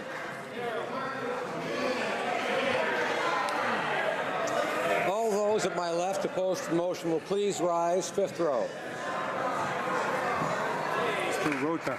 Mr. Rhoda. Ms. Ing. Ms. Ing. Mr. Tutu. Mr. Tutu. Fourth row at my left. Madame Fortier. Madame Fortier. Ms. Lambropoulos. Ms. Lambropoulos. Third row at my left. Mr. Vandal. Mr. Vandal. Ms. Vandenbeld. Ms. Vandenbelt. Second row at my left. Mr. Spengeman. Mr. Spengeman. Mr. Tabera. Mr. Tabera. Mr. Tan. Mr. Tan. First row at my left. All those at my right opposed to the motion will please rise. Fifth row. Mr. Yakono. Mr. Yakono. Mrs. Jordan. Mrs. Jordan. Mr. Johari. Mr. Johari. Ms. Khalid. Ms. Khalid. Madame Lapointe. Madame Laplante. Mr. Lefebvre. Mr. Lefebvre. Mr. Lemieux. Mr. Lemieux. Mr. Levitt. Mr. Levitt. Mr. Long. Mr. Long. Mr. Longfield. Mr. Longfield. Ms. Ludwig. Ms. Ludwig. Mr. Maloney. Mr. Maloney. Mr. Massé Avignon Métis, Matin Matapédia. Mr. Massey, Avignon, Lamentis, Matin, Matapedia. Mr. May Cambridge. Mr. May, Cambridge. Mr. McDonald. Mr. McDonald. Mr. McKinnon, Coquitlam, Port Coquitlam. Mr. McKinnon, Coquitlam, Port Coquitlam. Mr. Morrissey. Mr. Morrissey. Madame Nassif. Madame Nassif. Ms. O'Connell. Ms. O'Connell. Mr. Oliver. Mr. Oliver. Mr. Ouellet. Mr. Ouellet. Mr. Peterson. Mr. Peterson. Mr. Picard. Mr. Picard. Mr. Robillard. Mr. Robillard. Mr. Rumi. Mr. Rumi. Ms. Sahota. Ms. Sahota. Mr. Saini. Mr. Saini. Mr. Sanson. Mr. Sanson. Mr. Sanga. Mr. Sanga. Mrs. Schultz. Mrs. Schultz. Madame Shanahan. Madame Shanahan. Mr. Sheehan. Mr. Sheehan. Mr. Sidhu Mission Masquerade Fraser Canyon. Mr. Sidhu Mission Masquerade Fraser Canyon. Ms. Sidhu Brampton South. Ms. Sidhu Brampton South. Mr. Seacan. Mr. Seacan. Fourth row at my right. Mr. Arsenault. Mr. Arsenault. Mr. Ayoub. Mr. Ayoub. Mr. Area. Mr. Area. Mr. Badaway. Mr. Badaway. Mr. Bayliss. Mr. Bayliss. Mr. Boissonneau. Mr. Boissonneau. Mr. Boss. Mr. Bossert. Mr. Bertina. Mr. Bertina. Mr. Breton. Mr. Breton. Mr. Chen. Mr. Chen. Mr. Bruson. Mr. Bruson. Mr. Moff. Ms. DeMoff. Ms. Dillon. Ms. Dillon. Mr. Diorio. Mr. Diorio. Mr. Biddle. Mr. Biddle. Ms. Tassi. Ms. Tassi. Mr. Drouin. Mr. Drouin. Ms. Zerowitz. Ms. Zerowitz. Mr. Sassi. Mr. Sassi. Mr. El Khoury. Mr. El Khoury. Mr. Ellis. Mr. Ellis. Mr. Eyolfson. Mr. Aelfson. Mr. Finnegan. Mr. Finnegan. Mr. Fisher. Mr. Fisher. Mr. Fonseca. Mr. Fonseca. Mr. Fragascatos. Mr. Fragascatos. Mr. Fraser West Nova. Mr. Fraser West Nova. Mr. Fraser Central Nova. Mr. Fraser Central Nova. Mr. Fuhrer. Mr. Fuhrer. Mr. Graham. Mr. Graham. Mr. Greywall. Mr. Greywall. Mr. Hardy. Mr. Hardy. Mr. Harvey. Mr. Harvey. Mr. Housefather. Mr. Housefather. Ms. Hutchings. Ms. Hutchings. Third row at my right. Ms. Ratanzi. Ms. Ratanzi. Mr. Shifke. Mr. Shifke. Mr. Varani. Mr. Varani. Ms. Goldsmith-Jones. Ms. Goldsmith-Jones. Mr. Fillmore. Mr. Fillmore. Mr. Algabra. Mr. Algabra. Mr. DeCourcy. Mr. DeCourcy. Mr. Beach. Mr. Beach. Ms. Rudd. Ms. Rudd. Mr. Duguid. Mr. Duguid. Mr. Miller, Ville-Marie, le Sud-Ouest et les Sœurs. Mr. Miller, Ville-Marie, le Sud-Ouest et les Sœurs. Mr. Lamoureux. Mr. Lamoureux. Mr. McKinnon-Gatineau. Mr. McKinnon-Gatineau. Mrs. McCrimmon. Mrs. McCrimmon. Mr. Lightbound. Mr. Lightbound. Mr. Vaughn. Mr. Vaughn. Mr. Mendocino. Mr. Mendocino. Mr. Poisson. Mr. Poisson. Mrs. Lockhart. Mrs. Lockhart. Mr. Dhaliwal. Mr. Dhaliwal. Mr. Pesky-Salido. Mr. Pesky-Scalito. Madame Mendez. Madame Mendez. Mr. Oliphant. Mr. Oliphant. Mr. Dubourg. Mr. Dubourg. Mr. Aldag. Mr. Aldag. Mr. Amos. Mr. Amos. Mr. Ananda Sangari. Mr. Ananda Sangari. On my right. Mr. Nault. Mr. Nault. Scrow. Ms. Scrow. Mr. Lauzon, Argenteuil, La Petite Nation. Mr. Lauzon, Argenteuil, La Petite Nation. Mrs. Romanado. Mrs. Romanado. Mr. Blair. Mr. Blair. Mr. Holland. Mr. Holland. Mr. Casey Charlottetown. Mr. Casey Charlottetown. Mr. Leslie. Mr. Leslie. Ms. Gould. Ms. Gould. Mr. Carr. Mr. Carr. Ms. Monsef. Ms. Monsef. Mr. Rodriguez. Mr. Rodriguez. Mr. Sohi. Mr. Sohi. Mr. Garneau. Mr. Garneau. Ms. Duncan Etobicoke North. Ms. Duncan Etobicoke North. Mr. Duclos. Mr. Duclos. Ms. Murray. Ms. Murray. Ms. Cara. Ms. Cara. Mrs. Cesar Chauvin. Mrs. Cesar Chauvin. Mr. Cormier. Mr. Cormier. Mr. Lemetti. Mr. Lemetti. Mr. Cuzner. Mr. Cuzner. Ms. Jones. Ms. Jones. Mr. Rusnak. Mr. Rusnak. Mr. Eiking. Mr. Eiking. Mr. Bagnall. Mr. Bagnall. Mr. McGinty. Mr. McGinty. Mr. Scarpalegia. Mr. Scarpalegia. Row at my right. Mr. Hare. Mr. Hare. Mr. O'Regan. Mr. O'Regan. Mr. Sajan. Mr. Sajan. Ms. Petitpas-Taylor. Ms. Petitpas-Taylor. Mr. Goodale. Mr. Goodale. Madame Jolie. Madame Jolie. Mr. Champagne. Mr. Champagne. Ms. Freeland. Ms. Freeland. Ms. Chager. Ms. Chager. Mr. Trudeau. Mr. Trudeau. Ms. Qualtrough. Ms. Qualtrough. Mr. Bryson. Mr. Bryson. Ms. Wilson-Raybould. Ms. Wilson-Raybould. Madame Le Boutillier. Madame Le Boutier. Madame Bibot. Madame Bibot. Mr. Hussein. Mr. Hussein. Ms. McKenna. Ms. McKenna. Ms. Haidu. Ms. Haidu. Ms. Bennett. Ms. Bennett. Mrs. Philpott. Mrs. Philpott. Ms. Mahaichuk. Ms. Mahaichuk. Mr. Casey Cumberland Colchester. Mr. Casey Cumberland Colchester.